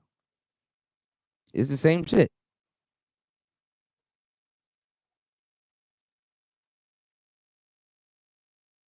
A lot of dudes don't even understand slavery and what it was really for. At least slavery in America. This does sound better. But Tariq, I think now he's been exposed to a greater body of people, right? On our YouTube in his little basement and shit, making his little money with his 2,000 subscribers, buying his old boom juice, crowdfunding his products that he then turns around and resells it to them because they're so stupid they don't realize they're paying for it twice, right? He's making money. He don't want that to get messed up by Charleston White stating the obvious. You see, Charleston White and his audience are the same audience of Tariq Nasheed. You see, Tariq Nasheed's audience, they're impressed by flashy things in bright colors, and people who know how to joan, people know how to talk shit, and they know in the battle of talking shit, Charleston White's going to win, and he would lose. If he lose that battle, he's going to lose respect amongst that uneducated community that's highly impressed by people who know how to belittle other people in a charismatic way. I mean, there's nothing for Charleston White to lose. That's what y'all are failing to understand. What the hell is he gonna lose?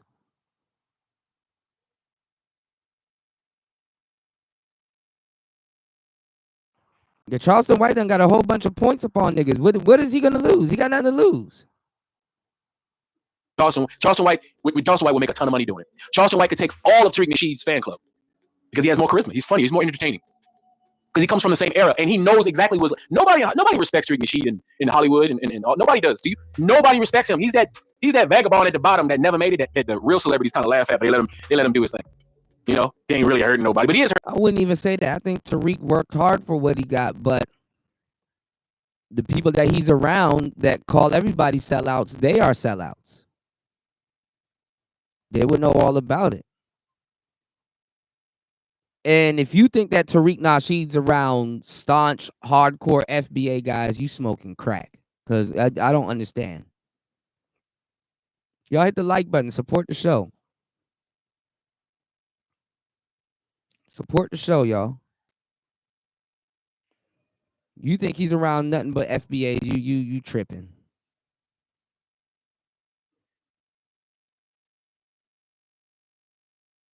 Let's get at least 2 supporters, y'all.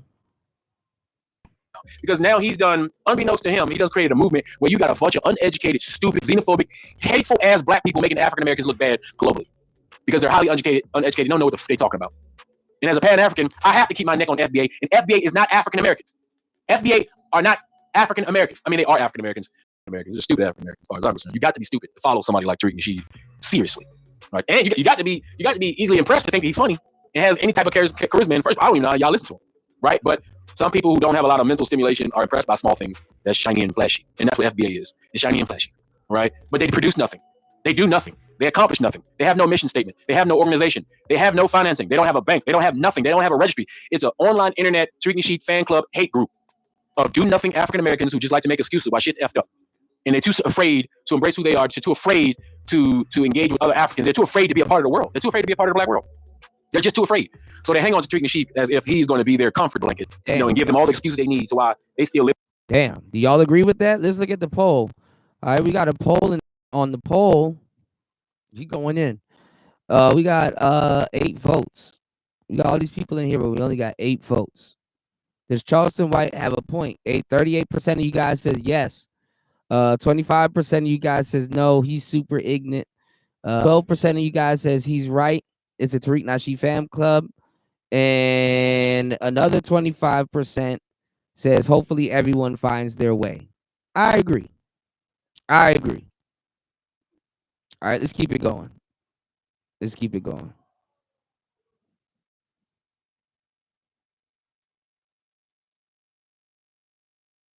He going in though. Put a 1 in the chat. You agree? Living in the hood, check from the white man because they don't want to do shit for themselves.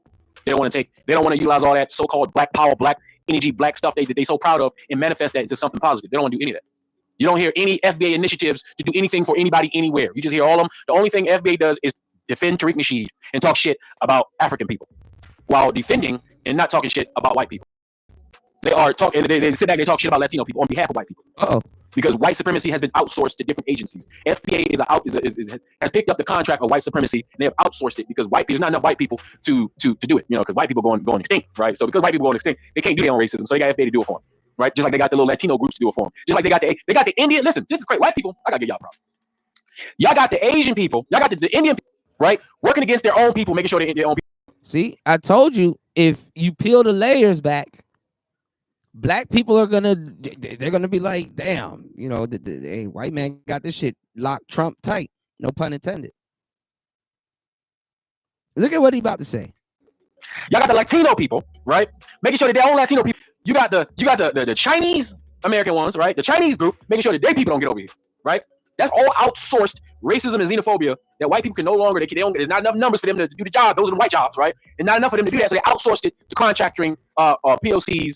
And like, see, they've been doing that to us for a long time, getting black people to outsource their own racism. Outsourced racism. Crazy. FBA and all these other POCs who hate their own people for the hopes that white man will give them a butter biscuit or give them a seat at the table finally after hundreds of years of attempting. All right? But yeah, I guarantee you, Charleston, Tariq Nasheed don't want none of that. Matter of fact, Tariq Nasheed don't want any real leader to concentrate on him. He really don't want to. Because the thing is, I started to hear some of these FBA, they delusional. They're starting to they like to put Tariq Nasheed with the greats. They're so stupid. They're putting Tariq Nasheed in the same conversation. I mean, in the same sentence with Dr. Martin Luther King, Malcolm X, Professor Small. All these things they're putting Tariq Nasheed in that category. That's how absolutely retarded it is. They think Tariq Nasheed has done something for the community, but they can't name a thing that Tariq Nasheed has done for the community, other than throw a few rallies in which he was selling his products to them. I've been to one of them, where all he did was sell his products and make some money, and platform other grifters who were also making money. Nothing tangible comes out of Tariq Nasheed. The only tangibles is the FBA's monies into Tariq Nasheed's pocket, like a pimp. That's it. But yeah, Tariq Nasheed, he's gonna stay away from Charleston. He don't want that smoke. He's smart to know, don't fuck with him. That's the one guy you can't join, because he'll take all your subscribers, all your money, and then what you gonna do? Because the thing is, now that these black people have decided, some of these black people have strategically decided to move to the alt-right to try to grift, because they don't even mean it. Listen, these people don't mean it. Okay, they don't mean it, but they think that people are gonna remain stupid and they're gonna over. Imagine your foundational people jumping ship on you because you cannot out ignorant another ignorant black man, and you're entertaining people that praise ignorance. Ooh, scandalous. And over again. The grifts have to get more intelligent. I've even seen some old grifters come back. I seen what's the grifters, this Latino dude. They used to tell you, he used to always be in his garage talking about, I read all these books. He used to have his glasses on, in my Lamborghini, and he was a grifter, and he used to talk about real estate and all this stuff. And then once the grift died and people exposed him, he disappeared for a couple years. Then he's back talking about, you need to get rich in cryptocurrency. He's one of the biggest he was the biggest #1 grifter. The Spanish dude, look white Spanish dude, rich dude. He's the biggest. He just came back now that AI's here. He's telling you can get rich off AI. You're talking about the same AI is taking everybody's job that make it so we don't need your ass because AI can do it. I don't need you, human, in the way of what my AI can do. Yeah, but he's on here trying to get you to buy courses so he can teach you how to use this AI apps that you can download for free in the App Store and play and mess with yourself. Or you can just YouTube it how to use. He's telling you can be a millionaire, and he's grifting. Already got an ebook out. He's already started promoting on YouTube. I've seen the commercials and shit. I forgot dude name. So these grifters have to get smarter with their grift in order to continue to make money. Tariq Nasheed hasn't reached his limit because he went down a rabbit hole you can't come out of. Because now there's new competition. You see, dumb, educated individuals who are entertained by mindless entertainment, they get complacent very easily. They get bored very easily. They will move on to the next thing. And Charleston White would be that next thing because he's still hot. Even though I thought he was on his way out, he's still kind of hot. And I've seen a bunch of other little ignorant ass Negro type archetypes that white media is trying to pump out, like that faux extra retard. That's the next one on the line. They're trying to get him in front of everybody. Faux extra. That fucking. You know what I'm saying? So all I'm saying is you got to open your mind. And when you woke, that's why they're afraid of woke. Woke just means, and they done stole that shit from us because now gay people steal it. They say woke mean that, and white people use woke just try to say we hate all things black without really saying we hate all things black because white people live, breathe, and die all plausible deniability. But you know the funny thing about plausible deniability? You can deny that shit all you want, but in the real world, the shit's still happening. I'm just saying. But yeah, Tariq Nasheed, it's just embarrassing that black people ever follow him. Anybody but that guy. You can't find all these black people we got. You can't find a better role model, a better anchor to be prideful about being a black person in America. Y'all really hold on to the America thing, right? I see a black, would they ever call themselves a black American? Never. I've never heard outside of the internet a African American call themselves a black American. Never. You either say you black or an African American. Black by itself. When we say black, that black is separate from America. Or you can black just say has I'm always American. been separate from America. Black created America. Black financed America. Black runs America. Everything great about America is black, but we have never been black Americans. White people are Americans. White people are Americans. White people will tell you that they are Americans. They are the only Americans. They don't see my FWA hashtag going around the space. Starting to see people catch on talking about some foundational white American. It's a funny joke. Let's go. The institutions never seen you as an American. Their schools never seen you as American. Their society's never seen you as an American. You've never been accepted as an American. You're not an American. You are black. You're an African. Everybody knows you're an African. And I'm proud to be an African. That's where the greatness comes from. That's where the greatness of the word black comes from, is the African. You take African out, black don't mean shit. Black is just you take Africa out, black is just a color. Good luck with like that. This. That's black. Right? This is black. I'm black. Obviously I'm brown. But black, the word has two meanings. The one y'all talking about, that's African. All right? There's no Africans who live in America. There's black people. Black people like us, which is an African American. An African who lives in America. That's it. Foundational black America, we are not foundational to this landmass. Native Americans are foundational to this landmass. There's no foundational white person. There's no white person who's who's foundational to North America. The only foundational people are Native Americans. That's it. Everybody else are imports. Everybody else is an immigrant. Everybody else is from somewhere else. Everybody. And we ain't been here long enough to stake no real claim on nothing. Just because we go with these names, these social constructs, these white people made up, and you go along with it because you believe white master, anything he said is God. And that's what y'all believe. And that's why y'all hang on to these white European terms, these white European religions, all this stuff, because you feel like they're the things that they say, believe, and they taught you has more value than things that was stolen from you by those very same people. But clearly, the things that were stolen from you have more value than the shit that they got because they don't even care about the shit that they got. They really still want the shit that you got. And they're still trying to get the shit that you got. And they're still using the shit that you got. And they're still making money off the shit that you got. But you don't even, which is nothing. All right. Well, shout outs to Afro Think Tank. I like Think Tank. Y'all hit the like button, support the show. Hour and 41 minutes into the madness. Why is my battery going down this quick, man? Well, I do have a whole setup running. All right, y'all hit the like button, y'all. Hit the like button, support the show, hit the Cash App. He not the only one that thinks like this. This is Bernardez. I was talking to him a little bit yesterday. Hopefully he subscribed to the show.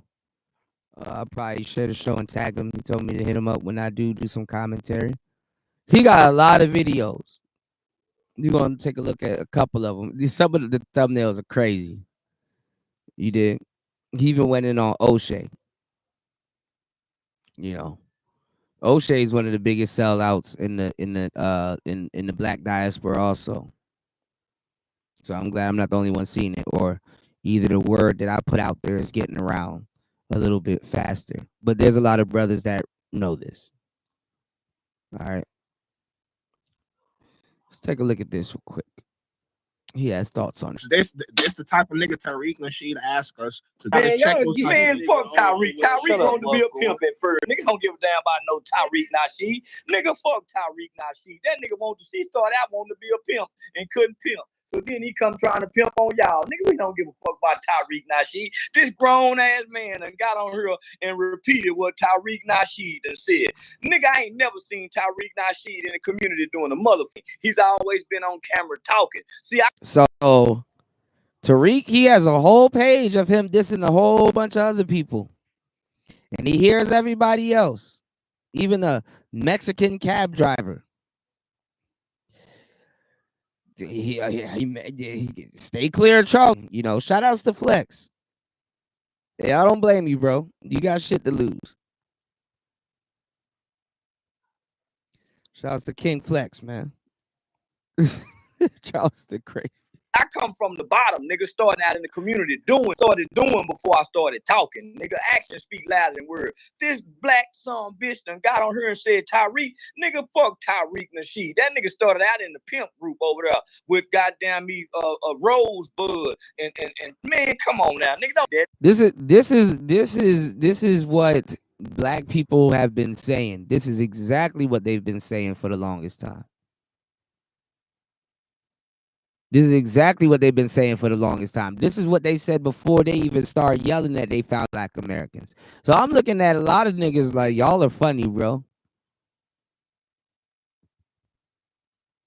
Like, to watch an online movement, be a part of its growth, and kind of sit back and do your own thing, and watch people that you know don't know about it.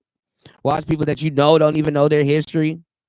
Watch people that you know ain't foundational black Americans. They were claiming Jamaican one day, and then now all of a sudden running around calling everybody tethered. That shit crazy. Black people one-on-one. I remember in the DMV area around 2008 when niggas was just going to jail, and everybody all of a sudden was just turning Muslim, and everybody was Ak. And everybody was wearing foam posits and New Balances and shit like that with their kufis on and stuff like that. I remember. I ain't forget. I remember where everybody from Philly turned Muslim. Niggas. Repeating what Tyreek Nasheed said. Now, had you quoted Marcus Garvey, you probably would have had some. But this nigga done come with Tyreek Nasheed. Nigga, fuck you and Tyreek Nasheed. Charleston. Shit, none y'all sound stupid now. I don't want a bunch of dumb motherfuckers coming over here talking. Y'all sound stupid and you niggas sound too anxious to talk. Y'all ain't got nothing else better to do. Y'all ain't got nothing else better to do on New Year's Eve than to get on here and talk.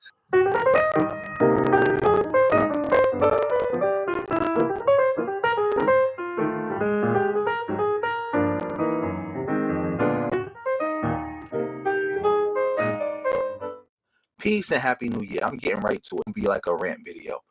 Tariq, where you at? FBA, where you at? Charleston White is calling y'all out. Where y'all at? I don't want to hear no, oh, he's a troll. Oh, he says bad things about black people. Oh, why would we engage with him? That's engagement farming. No, I don't want to hear none of that. Because anytime, no, let me start right here. Y'all been talking about Fat Joe now for like, what, 2 weeks? It feel like 2 weeks now. Y'all been on and on and on and on and on and on about Fat Joe.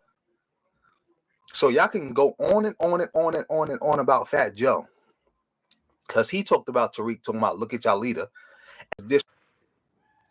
See, this is some cowardice shit because this is like a black witch hunt. But nobody got to show their face. This is like a black witch hunt on the internet, you know? And a lot of people are like, oh, well, there's no repercussions. They're tethers anyway. We're just going to go on a black people online witch hunt. Instead of build, we're going to go on a witch hunt. Disrespecting FBA. But y'all can't say nothing to Charleston White. The reason y'all can't say nothing to him is because y'all can't do y'all usual deflection tactics of saying, well, this person is not FBA, or saying that, oh, look, we're being attacked by, oh, quote unquote, racist white Latino. Or we got these other groups saying these things about us. You can't hide behind that. See how y'all were trying to get black people to rally, see outside when Fat Joe cooked y'all, crying about, oh, look, we being attacked by outsiders. That's what you do, right? Because Tariq will always argue with people nonstop. He'll find a clip of somebody with that nobody ever heard of, not a leader, doesn't have any influence, and they can say something that's not even bad about black Americans. He'll turn around and try to say and make it seem like what they said was bad, and then use that to demagogue and throw hate on the entire black diaspora, which is over 1 billion people. He got no hangups about doing. Let somebody say, oh, FBA be saying bigoted things, which is true, or FBA this or FBA that. He gonna go and go and go and go and go. Go look at his Twitter timeline right now. He's going and going and going and going on. Like, that's what he does. That's what he does. But now you too big to answer Charleston White. You such a coward, because you're a coward.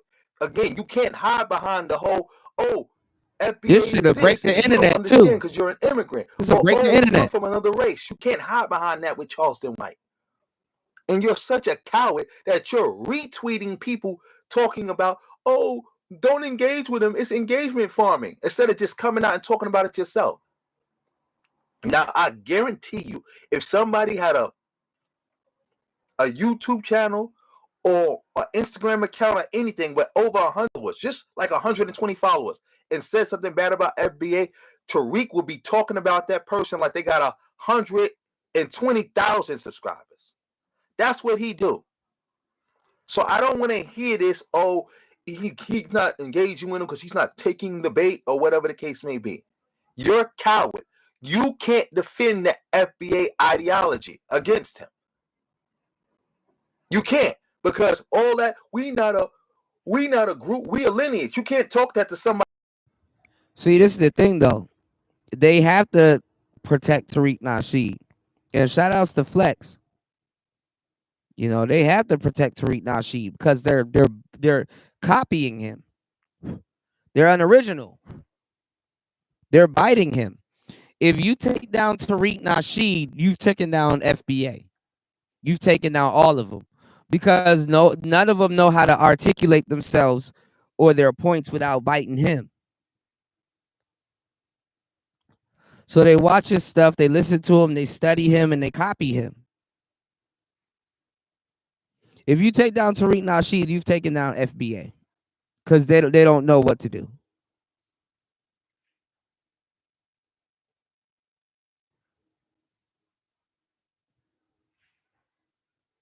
Like, they'll literally copy the man and then lie and say, no, I'm all original. Just like my lineage and my family. You know, these are big words for niggas. Lineage and shit. You know, tell a nigga to spell lineage.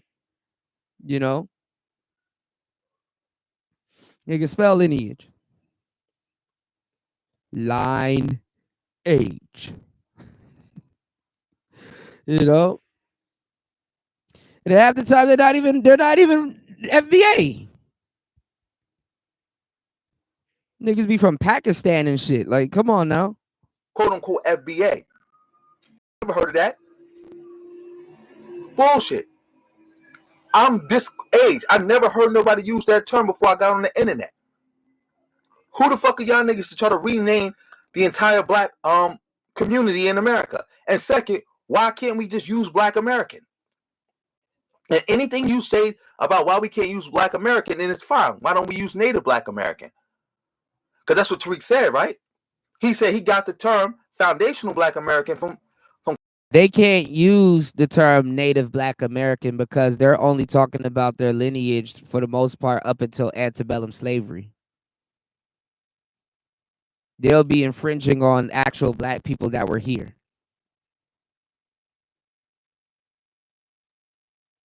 That's an antebellum. Chateau slavery, my bad. Paul Anderson has never said foundation a day in his life. So how did you get it from him? He'll then turn around and say, well, he said Native Black American. So why didn't you just say Native Black American? Why you had to switch the Native to foundational? Why? Because it's a grift. It's a group. Finding another group of Black Americans that were here longer than they were in a lot of cases, respectfully. And it's crazy because they agree. That's the crazy part. It's crazy because they agree with the Native Americans that were here before. It's just that they wasn't here before them. That's great. But anyway, if you watch this long, I want to play this clip. I always play this clip every time I talk about Tariq and FBA. The history and the timeline of this. So there was Black Americans here with Moors and there was Black Americans here with Moors and Africans, Native Americans, Moors, and Africans. Okay. Shout outs to Spawn supporting the show, dropping a huge $3 on the Cash App. Thank you, bro, for dropping the twos and fews that DJ Cuda can use. Put that in some Bitcoin. You did. Shout outs to everybody in the building supporting it. Let me check the chat.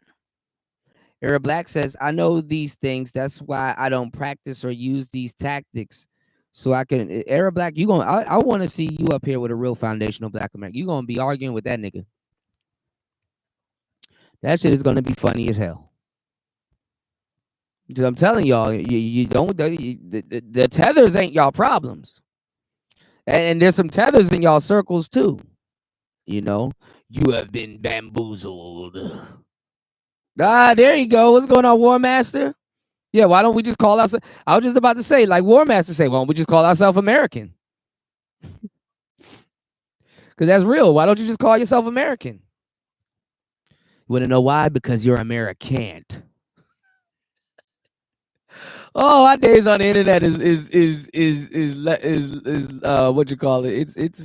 It's timed, y'all. My days on the internet is labeled, man. You're an American. You're not an American. You're an American.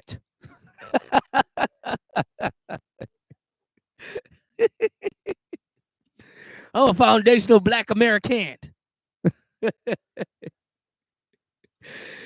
Oh, fuck. Oh, shit.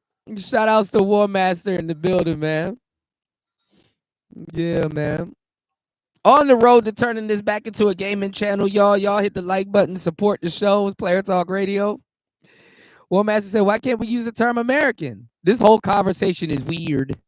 His beard is weird. That's our boy, right? His beard is weird.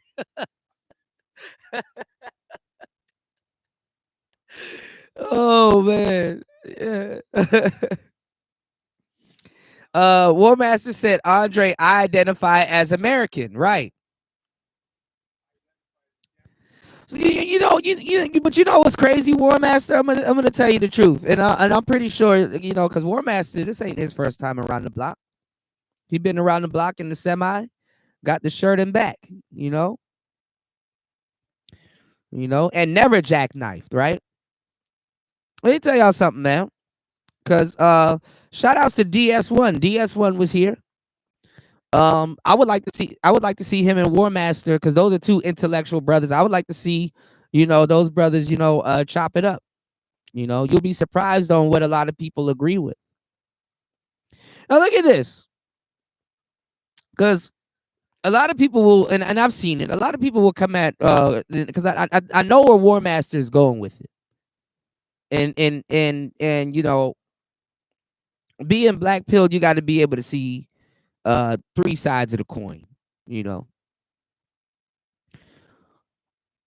A lot of dudes will say, well, we need to fight to keep the word African on our name, or native, or aboriginal, or you know what I'm saying, just to kind of let people know what we are. But the crazy thing is that a lot of people that you don't think that done their history already knows what the hell we are. They know it more than us. And then when you listen to other people talk about it, and you listen to the undertones in their voice, it's like, bro, you just found out what the hell you thought you was, and you're not even there. Close but no cigar. You just found out who you was. Or you're en route and you're not there just yet.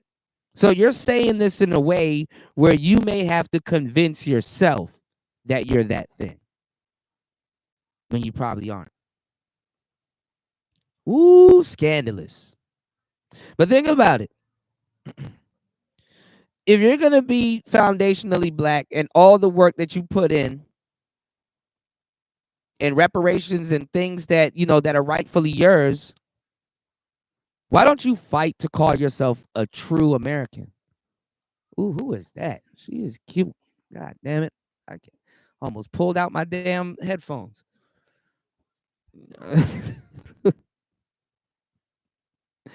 Anyway, yeah, I mean, it's like shit. I mean, if you think about it, at this point, you fought to keep the word American in your name. I'm not simping. She's cute. Yeah, you fought to keep the word American in your name. You said because we're rebelled to America. No. There's a lot of people in the South, including Charleston White. If you saw when he voted for Trump, he had the Confederate flag on. That's what a lot of people in the South, they think like that too. But if you fought that hard, a lot of I'm talking even worldly, not in America. You could deal with that shit while you in America, but worldly, you fought to be an American. You're American. You are an American. Yes, don't forget your lineage, but shit, find something else clever to attach onto the word American if you fought for it so hard.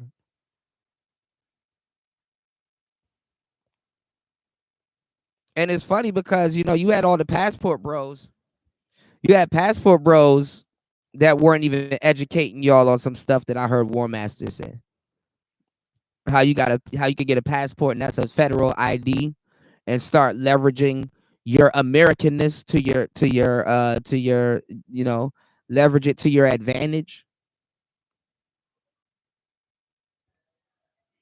But niggas are just gonna write it off, man. Cuda, you just don't know, and that's not true. And see, that's what they all say.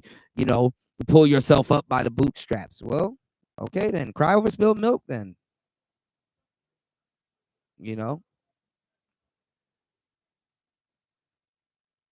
And being a black man, calling yourself American is not assimilating. Is basically also, claiming some shit that you actually fought for. We participated in all the American wars, so you are an American. And that's crazy. You'll get a lot more shit done, just even just for your people, just going under the moniker of American.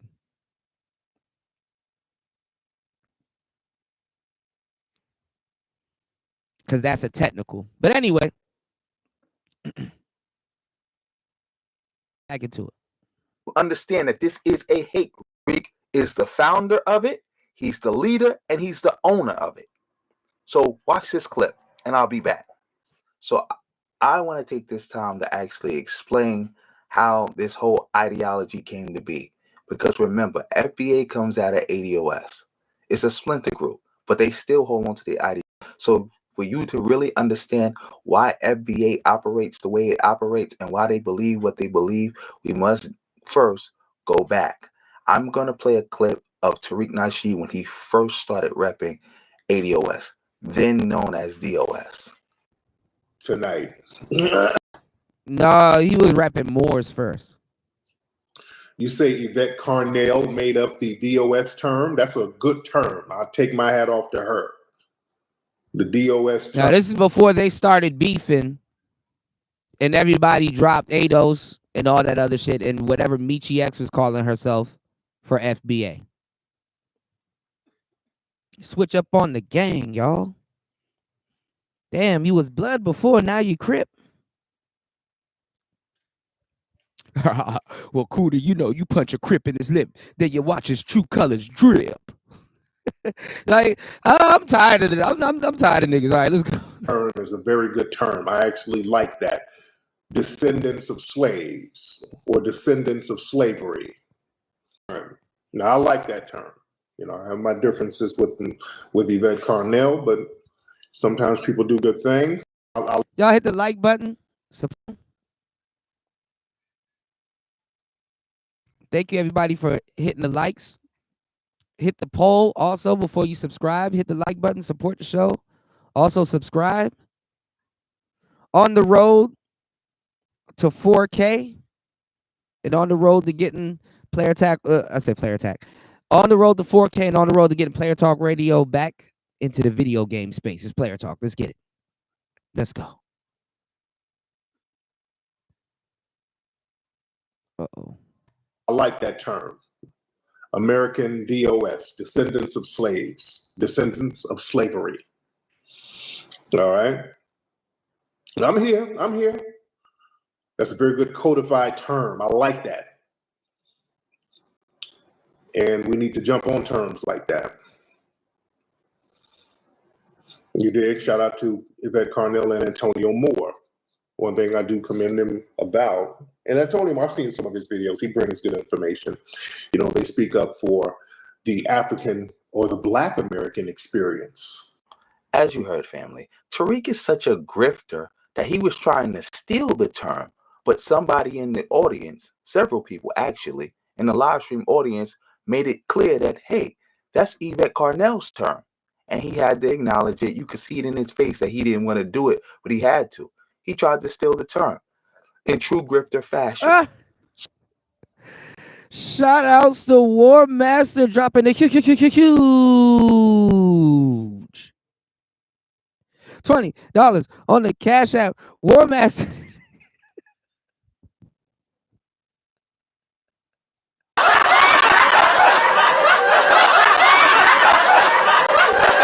Oh man, I'm gonna stop reading War Master's comments because this shit is funny.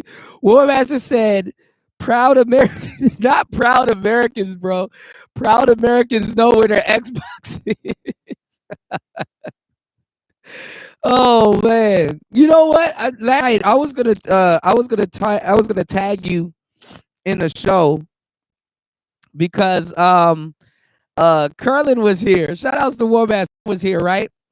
And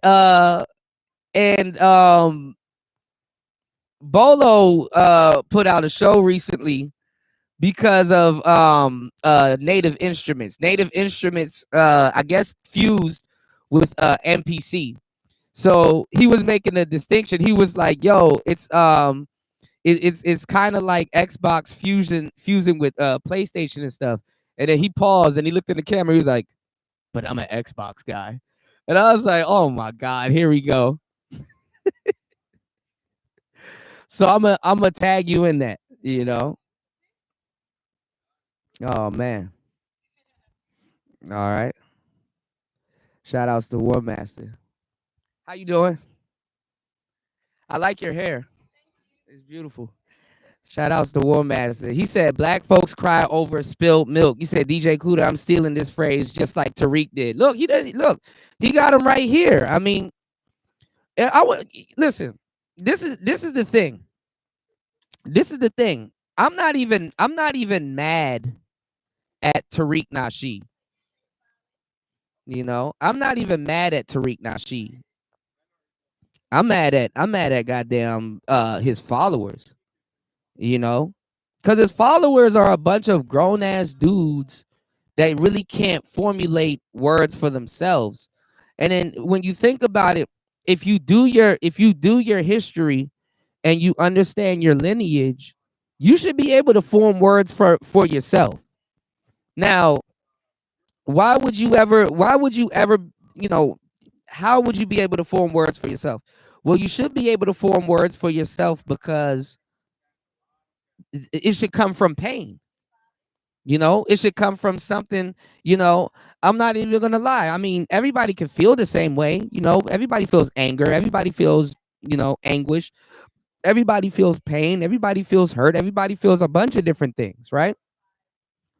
But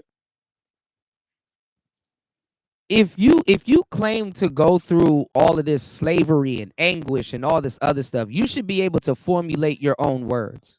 You know, you shouldn't be copying somebody and getting dog walked on not even national television, but you shouldn't even be getting dog walked on your friend's podcast. You know, and then they all do the same thing when they get caught with their hand in the cookie jar. All of a sudden, Lord Jumar is gonna blame niggas. Oh, man, they put something in my drink. Oh man, they laced my weed. No, they didn't. You know. Yeah, tether babble. It's lineage. Like these are one liners.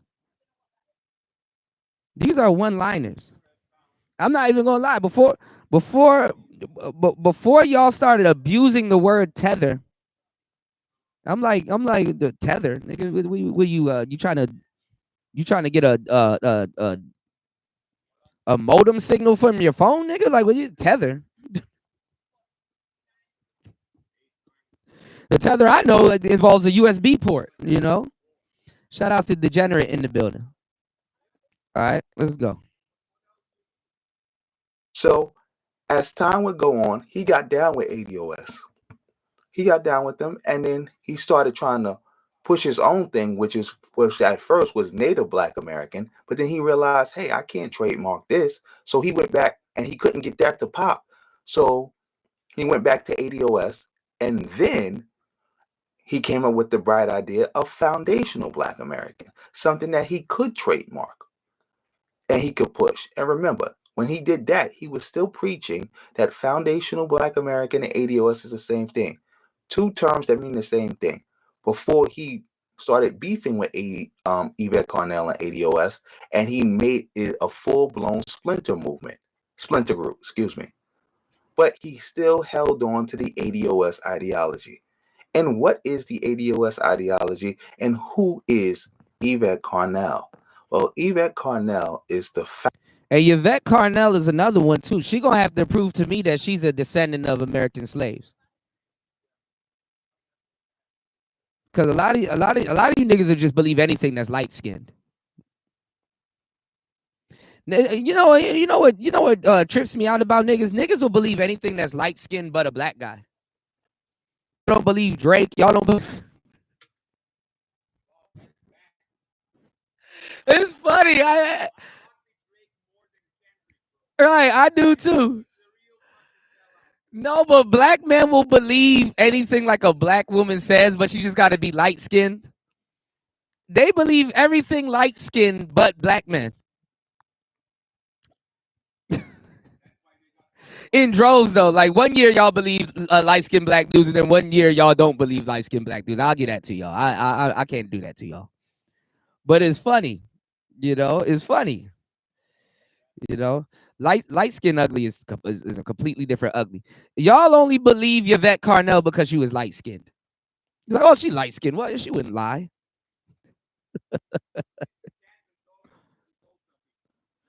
Oh man.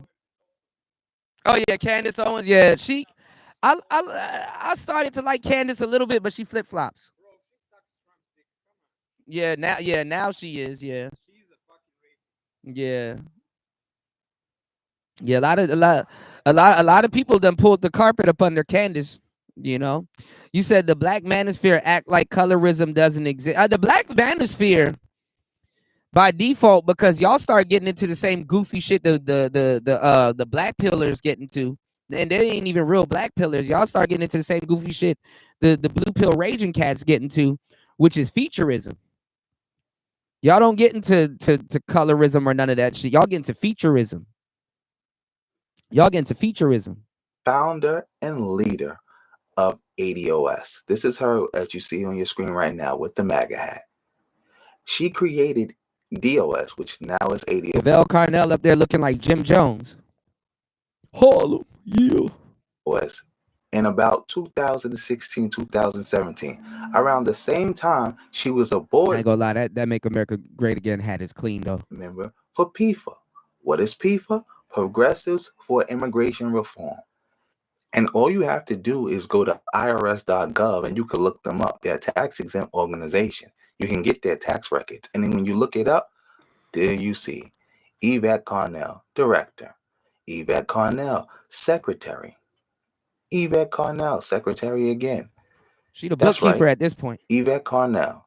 She was a board member, a high-ranking board member of a hate group. And some will say, well, show me that PIFA is a hate group. Because you're showing me that she's a board member, but you're not showing me that it's a hate group.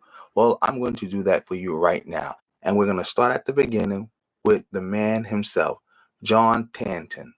He's now deceased, but he is the father of the modern anti-immigrant movement. Now, let's just read about him a little bit. John Tanton was the racist architect of the modern anti-immigrant movement. He created a network of organizations, the Federation for American Immigration Reform.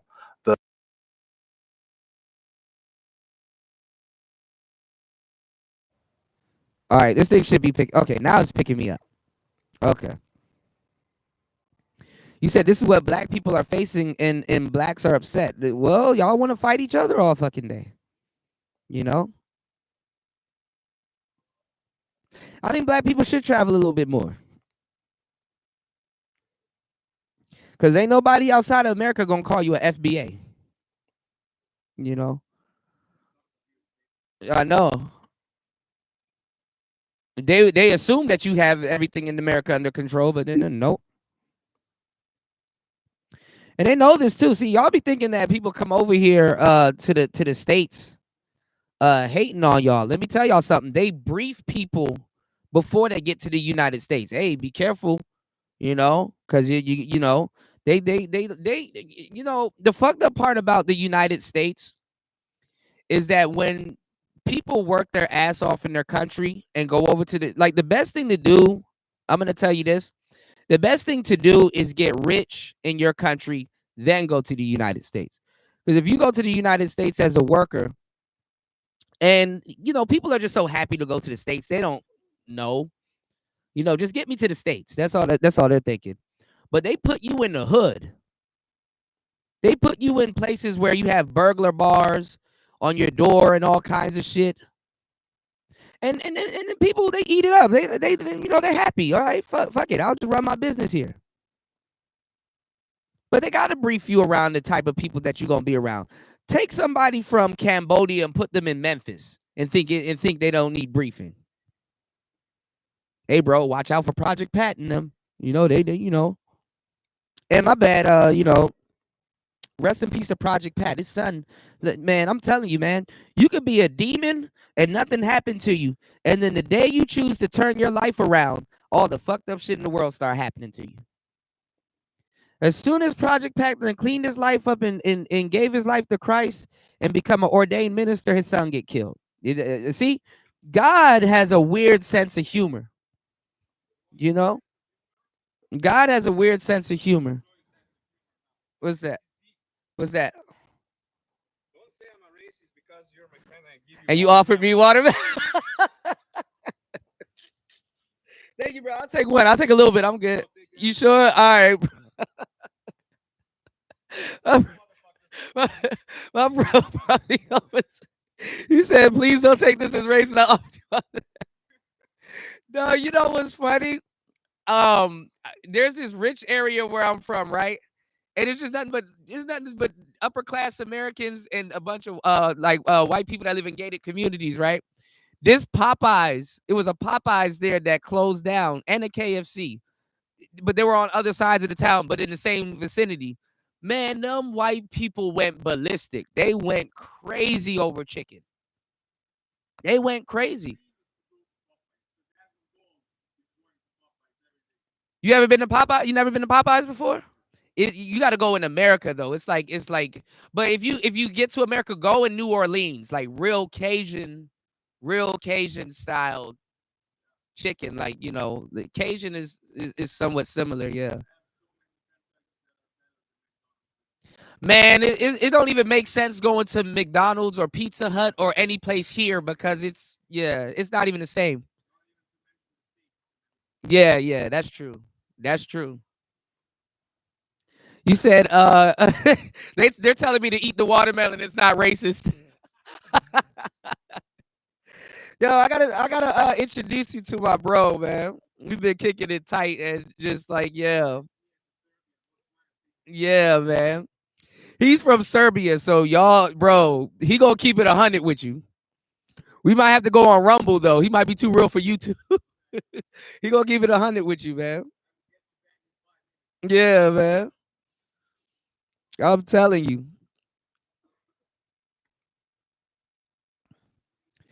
You said, yeah, man.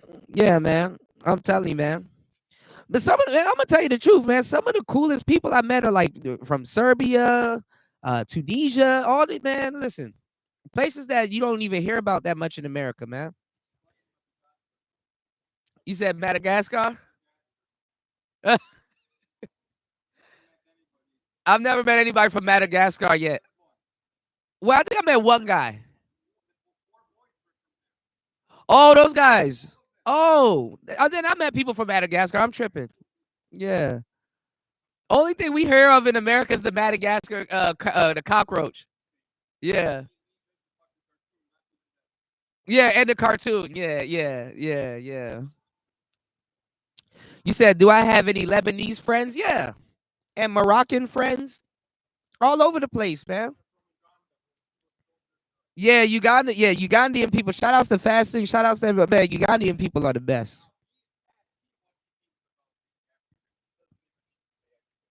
Right. Right. Right.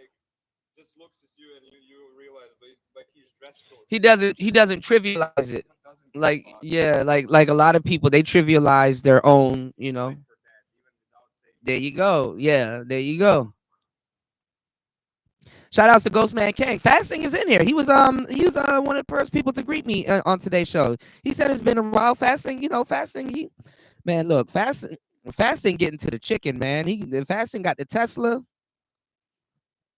He not playing around. Don't fear an African when he's talking and being loud. Fear them when they go silent.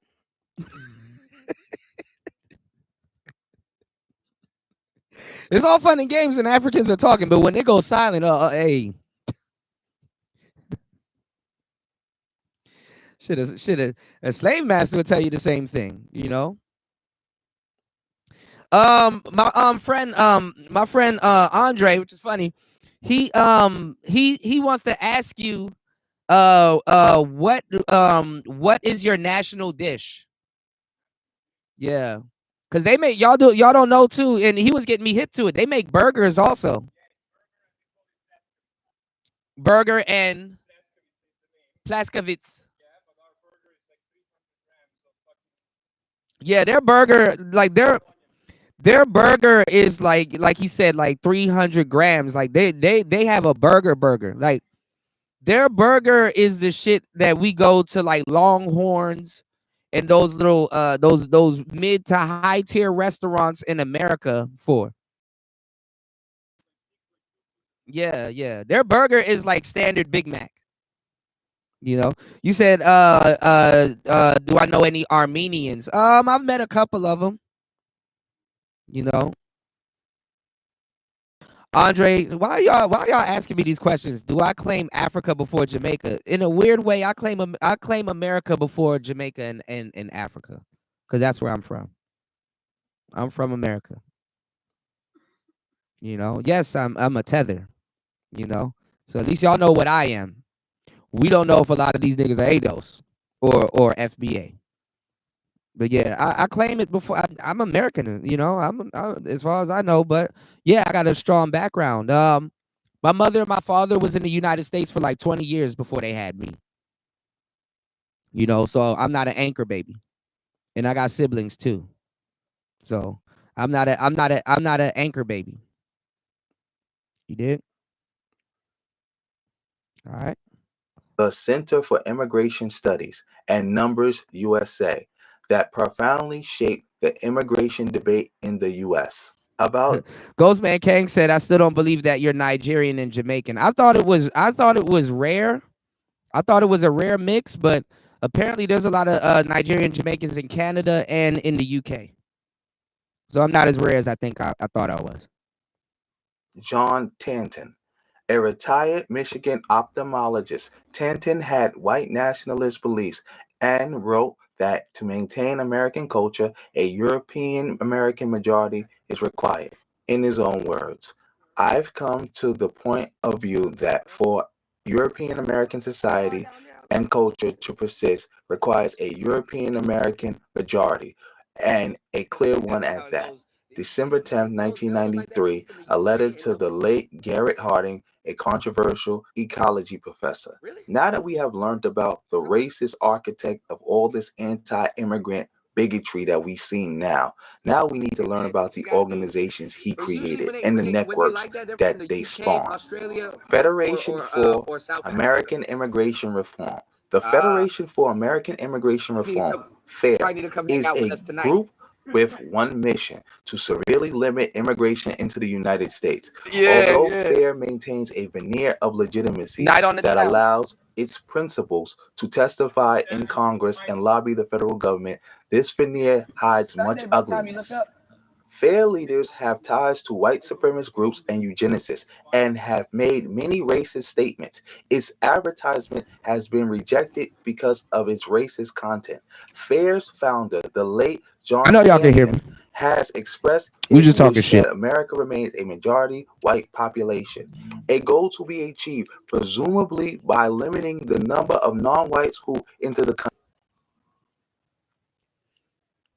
Yeah, War Master, I think they call it something else. Hold on. So in Serbia, it's called hamburger, or is it called something else? And you like translate it to hamburger because he said that. Hamburger, we say hamburger. What's it called? Hamburger. Oh, hamburger. Oh, okay. Yeah, because he was saying the hamburger was created in Hamburg, Germany, which I've heard of before too, and was perfected in America. Everyone else calls it McDonald's. Yeah. No, but you got to see their burgers. Like their burgers are like the Angus. Their burgers are like the Rangers Reserve. Their burgers are like straight from a bull cow. Yeah, big burger. You know, like you got to go to like Longhorns and shit like that to get one of them. The type of burger he talking about, a knife got to keep it together. You ever picked up a Big Mac and went to eat it like a normal person, and the whole back of your burger just falls out?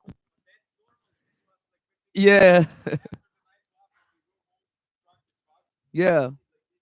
Yeah. So it won't drop. I know you guys probably perfected sliders too, the little smaller ones.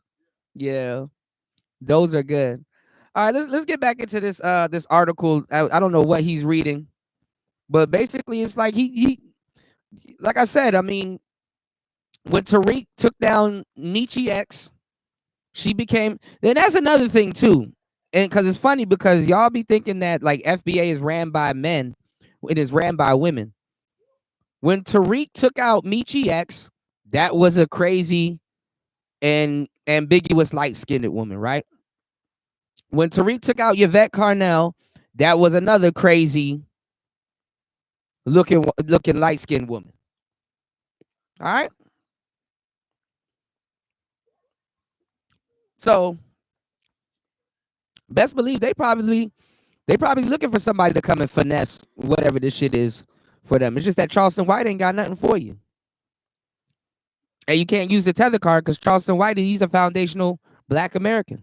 So he says, you know, even if Charleston White came at me with that bullshit, I would be like, hey, bro, do you got some paperwork?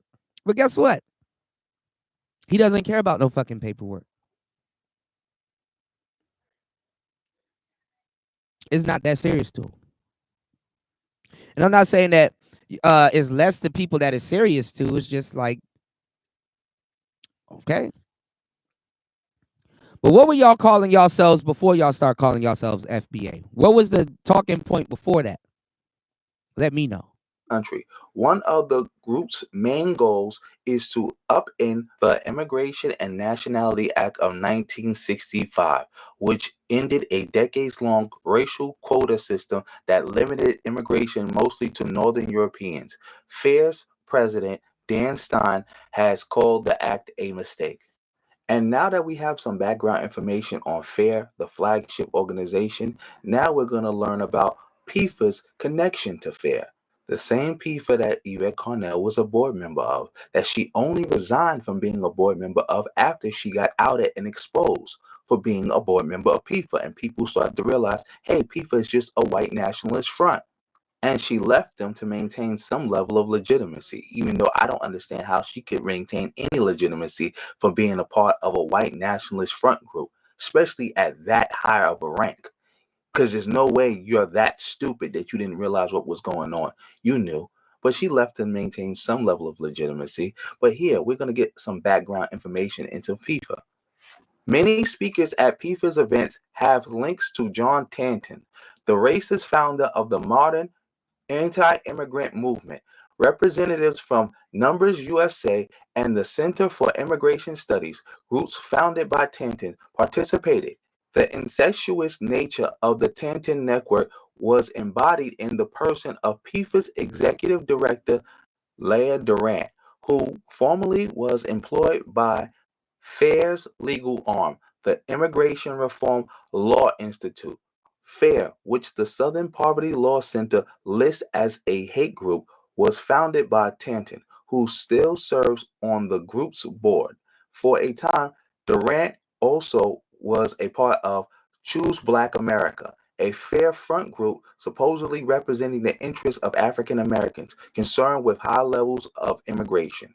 The group disintegrated not long after its first press conference, which was paid for and stage managed by FAIR. Now, why is this so significant? It's significant because it shows that one, FAIR is a hate group, and PIFA is a front group for that hate group. So PIFA is also a hate group. And more alarming is that PIFA and FAIR both go out their way to create African American groups to be fronts for them. Because if you don't know, Leah Durant is Black. And as you just heard me, they created a Black group just for her. They have created, platform, hired, and just signal boost many Black organizations. Why? Because their number one strategy is to make Black people the face of the anti-immigrant movement. To say, look, it's not racist. Look, we got Black people saying that we have a problem with immigration too. That's what makes this so alarming. That's their whole thing. Be anti-democrat and be anti-immigration. To make Black people the front group for that.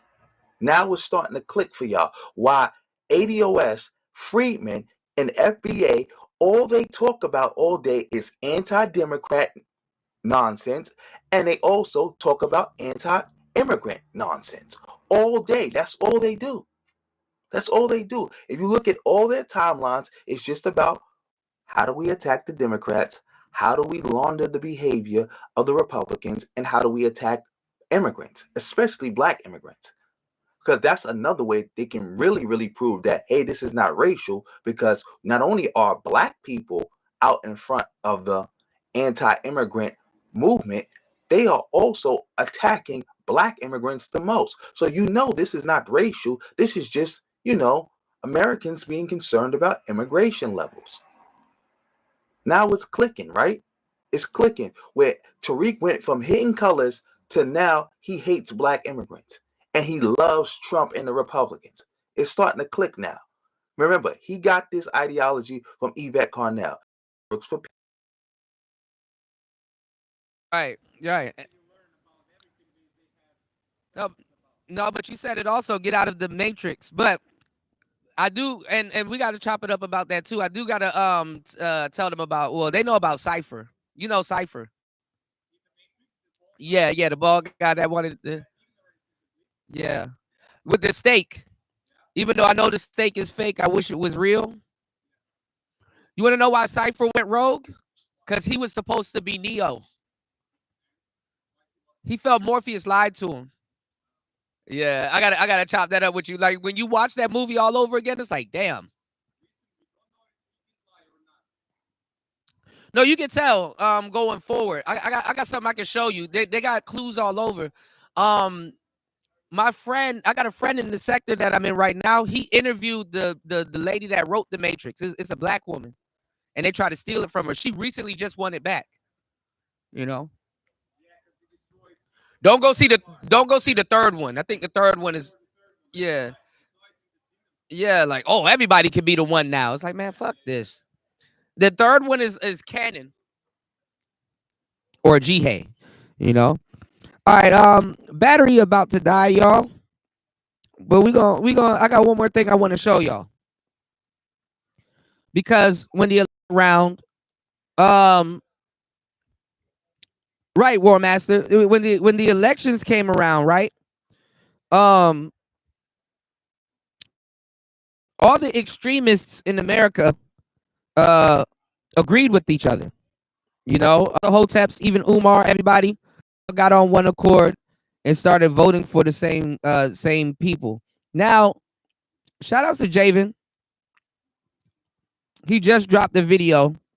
So let's take a look at this before we close out. Peace, you know who this is. Make sure you comment on this video, share this video. Also, make sure you subscribe to my channel and hit the. Also, donate to me if you can. If you have already donated to me, it is much appreciated. Also, follow me on all my social media sites. Well, let me just get to this video. Phil the Advised Show and Tariq Nasheed and others, but it's mainly these two, are pumping this nonsense that somehow Trump getting rid of DEI programs actually helps black people. How about that? And it doesn't, and it also doesn't hurt black people because DEI programs never help black people. Or the majority of the gains have gone to white people or other groups or just white women. And I'm here to say that they are totally misunderstanding what's going on. First, when Trump said he's getting rid of DEI, he's talking about civil rights stuff going back to the 60s. Because to them, anything that helps black people is DEI. Because when people hear DEI, they thinking contemporarily.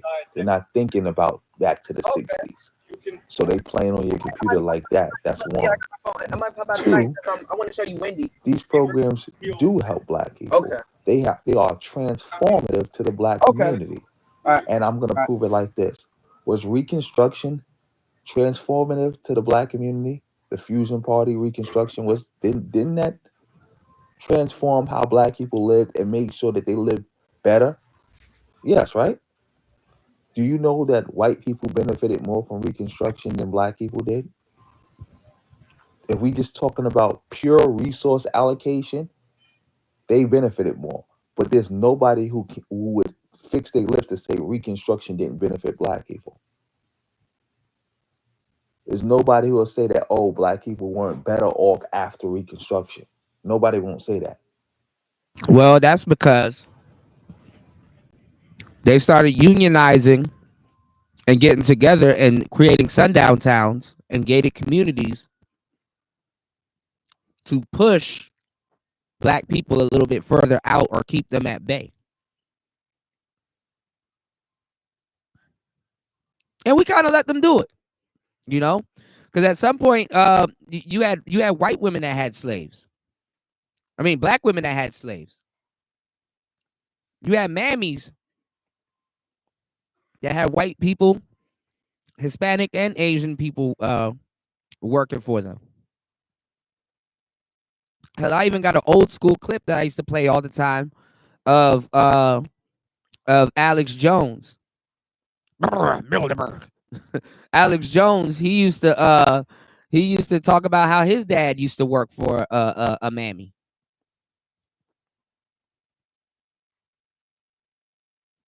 Oh yeah. All right. Nobody with two brain cells to rub together anyway. Let's fast forward to the civil rights movement. After all that civil rights legislation was passed, who benefited the most from all that civil rights legislation? And we just talking about pure resource allocation, and we talking about all the people who are eligible to benefit from it. It wasn't black people, but there's no one in their right mind who would say that the civil rights movement and all that legislation that we got from it wasn't transformative to the black community, and that black people don't live better now than they did before any of that legislation came to be, and have some more opportunities. See, that's the thing. This is America. When things are done for black people, it is always done in a programmatic fashion. But it doesn't mean that it doesn't benefit black people. It benefits the black community tremendously. Other people will benefit too, most likely. Yeah, that's what I'm saying. Like, but see, you let them tell it, War Master. We were the only slaves. Yeah, black people weren't the only ones that were slaves. I'm glad you said that. I'm glad you said that. You had some Russians sprinkled in you, all kinds of shit. I'm glad you said that. I bet you the next 10 years, I bet you for the next 10 years, you won't hear a Negro say that. War Master hit it on the head. Pause. Black folks weren't the only ones who were slaves. Absolutely. But you let them tell it. Shit. Even more if we talking about pure just and y'all really and y'all really and I've seen videos of this guy too saying, oh my God, Trump undid the civil rights bill, we're fucked, oh my God, we're gonna be back in, like, come on, dog. Y'all niggas is like, oh man, when Trump get in office, we're gonna be back in slavery. Man, if you don't go charge your iPhone, stop trying to rile people up, if you don't go start your damn Tesla and get out of my face, talking about some niggas gonna be back in slavery, boy. Resource allocation, but what we is transformative. It's like if somebody said, I can give you $10 million. That I mean, at this point, listening to a lot of niggas just babble, these are all guesstimations. Shout outs to War Master. War Master said there's no such thing as resource allocation. That's some socialist dogma. It's alien to the American experience. Yeah. And then think about the resource allocation. It's still on American property. It's still on American soil. It's not like, oh man, we're allocating all the resources over to Ghana or somewhere else. No, you're still on American property, still on American soil. And shit, if they give black people reparations, they could get it back easily. But I guess they don't want black people to tell the white man when he should be playing the finesse back game from them. Don't tell us how to finesse you back. We're going to do it anyway. We'll do it when we're ready. That's the type of shit that they on now. Ghostman Kang said black people's problems would end if 5 African countries developed their own nukes. Let's keep it 100. Yeah, niggas with nukes. And also, too, if we had our own currency.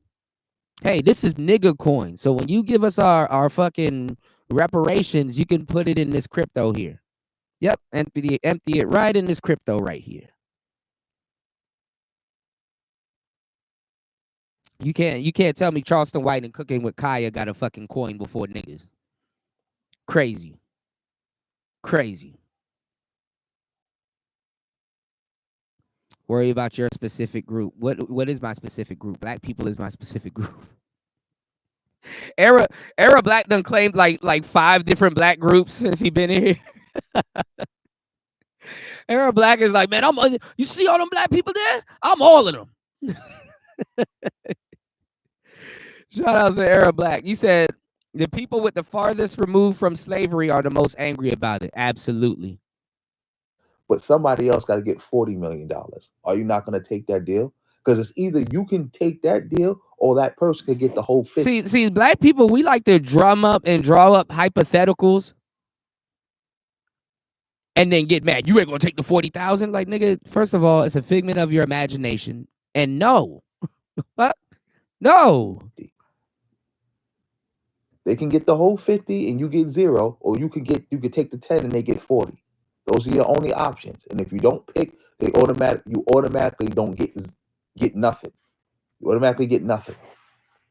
It's best to take the 10 million. See, what Tariq and them are doing is a bunch of pocket watching nonsense. This stuff helps us. It transforms our community. And this is the only way we can get it. Because again, this is America.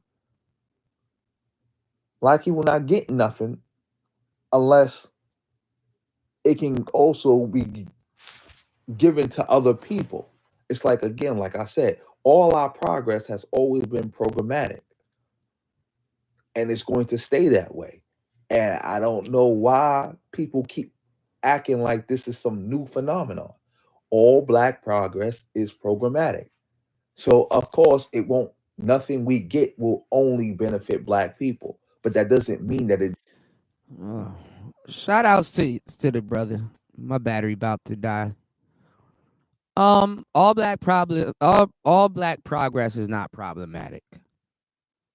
And if it's problematic at this point, it's problematic for black people and other black people. We have things that we haven't even tapped into yet. You know, the black man is like one of the only people that have influence that can work on like a triple to quad based currency. Quad based, like just like currency based. Like, for example, no, it's not problematic to the power structure. The power structure is looking for people that they can do commerce and stuff with. Niggas just don't do commerce and stuff like we need to. I was just about to get into it. When an Asian family comes into the hood, a Korean family, right? They can serve everybody in the hood. They can serve Indians, they can serve their own people, they can serve white people or other people that are visiting and stuff like that. They have a dual-based system. So let's say the Indian man and the white man don't come in and buy that much this month. Well, guess what? The Negro market will make up for it. So they have a somewhat bulletproof business. You know what I'm saying? Because if certain groups ain't buying, then we will buy. You know, if the black man got his shit together and really start doing business, I'm not even gonna lie. You can X your own people out.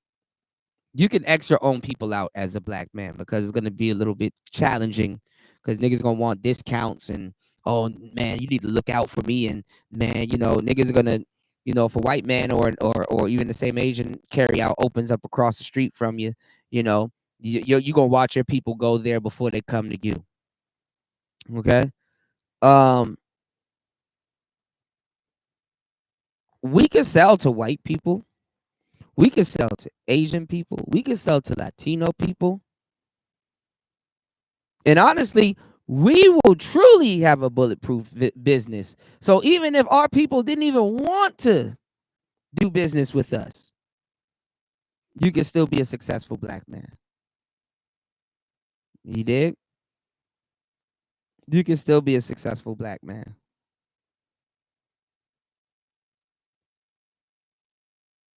So yeah, man, success is a choice in Black America and amongst us, you know.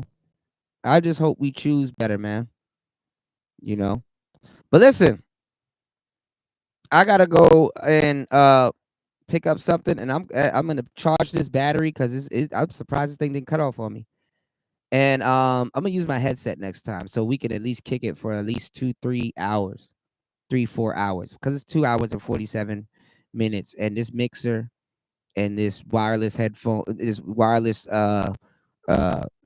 this Bluetooth microphone attachment is just running down my battery. And like what War Master said, when your laptop battery goes burnt the fuck out, he said your laptop becomes an expensive desktop, which is funny.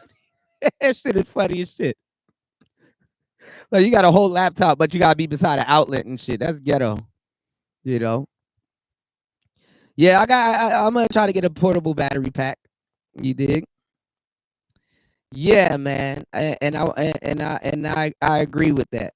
I agree with that. I agree with that. Black folks, War Master said, black folks need to choose. I'm gonna put a little bit of stank on it. War Master said, black folks need to choose to embrace their American birthright. You said I'm not listening to laptop slander? Oh man. Oh man. Oh man. You dig? Shout outs to War Master, man. Hasn't been wrong. Hasn't been wrong yet. Other than to get the flashlight out of my face and crazy Xbox jokes, hasn't been wrong yet. You know, hasn't been wrong yet. I gotta go check on DS1. I see he went live and stuff. And I gotta see what's his thoughts on some of the stuff he got going on. Cause you know, shout out to my brother DS1. You know, I definitely want to chop it up with him, you know. You know, he's on the FBA stuff too. So, you know, I definitely want to get his perspective on certain things. We can get some good conversation out of it. Because anything I'm gonna say to a lot of people that ain't even FBA is gonna come off as tether babble and tether talk. You said when they embrace America, you end up with Candace Owens and Brandon Tatum. I heard some crazy shit happen with Brandon Tatum recently. I gotta go check that out. What happened with Brandon Tatum recently? You know, and Candace Owens, it's like 1 year she's hot, next year she's not. You know. All right. So listen, Brack man, be an American and not an Americant. All right. It's Player Talk Radio. Thank you everybody for hitting the like button. Please support the show on air, off air, because you care. You support Player Talk Radio everywhere. We are rebranding and headed back into video gaming and good game and all of that good stuff. All right. Shout outs to Bronze, Flat Power God in the building. Shout outs to Era Black. Shout outs to everybody in the building. I am your gracious host. We'll be right back. It's Player Talk Radio. Peace.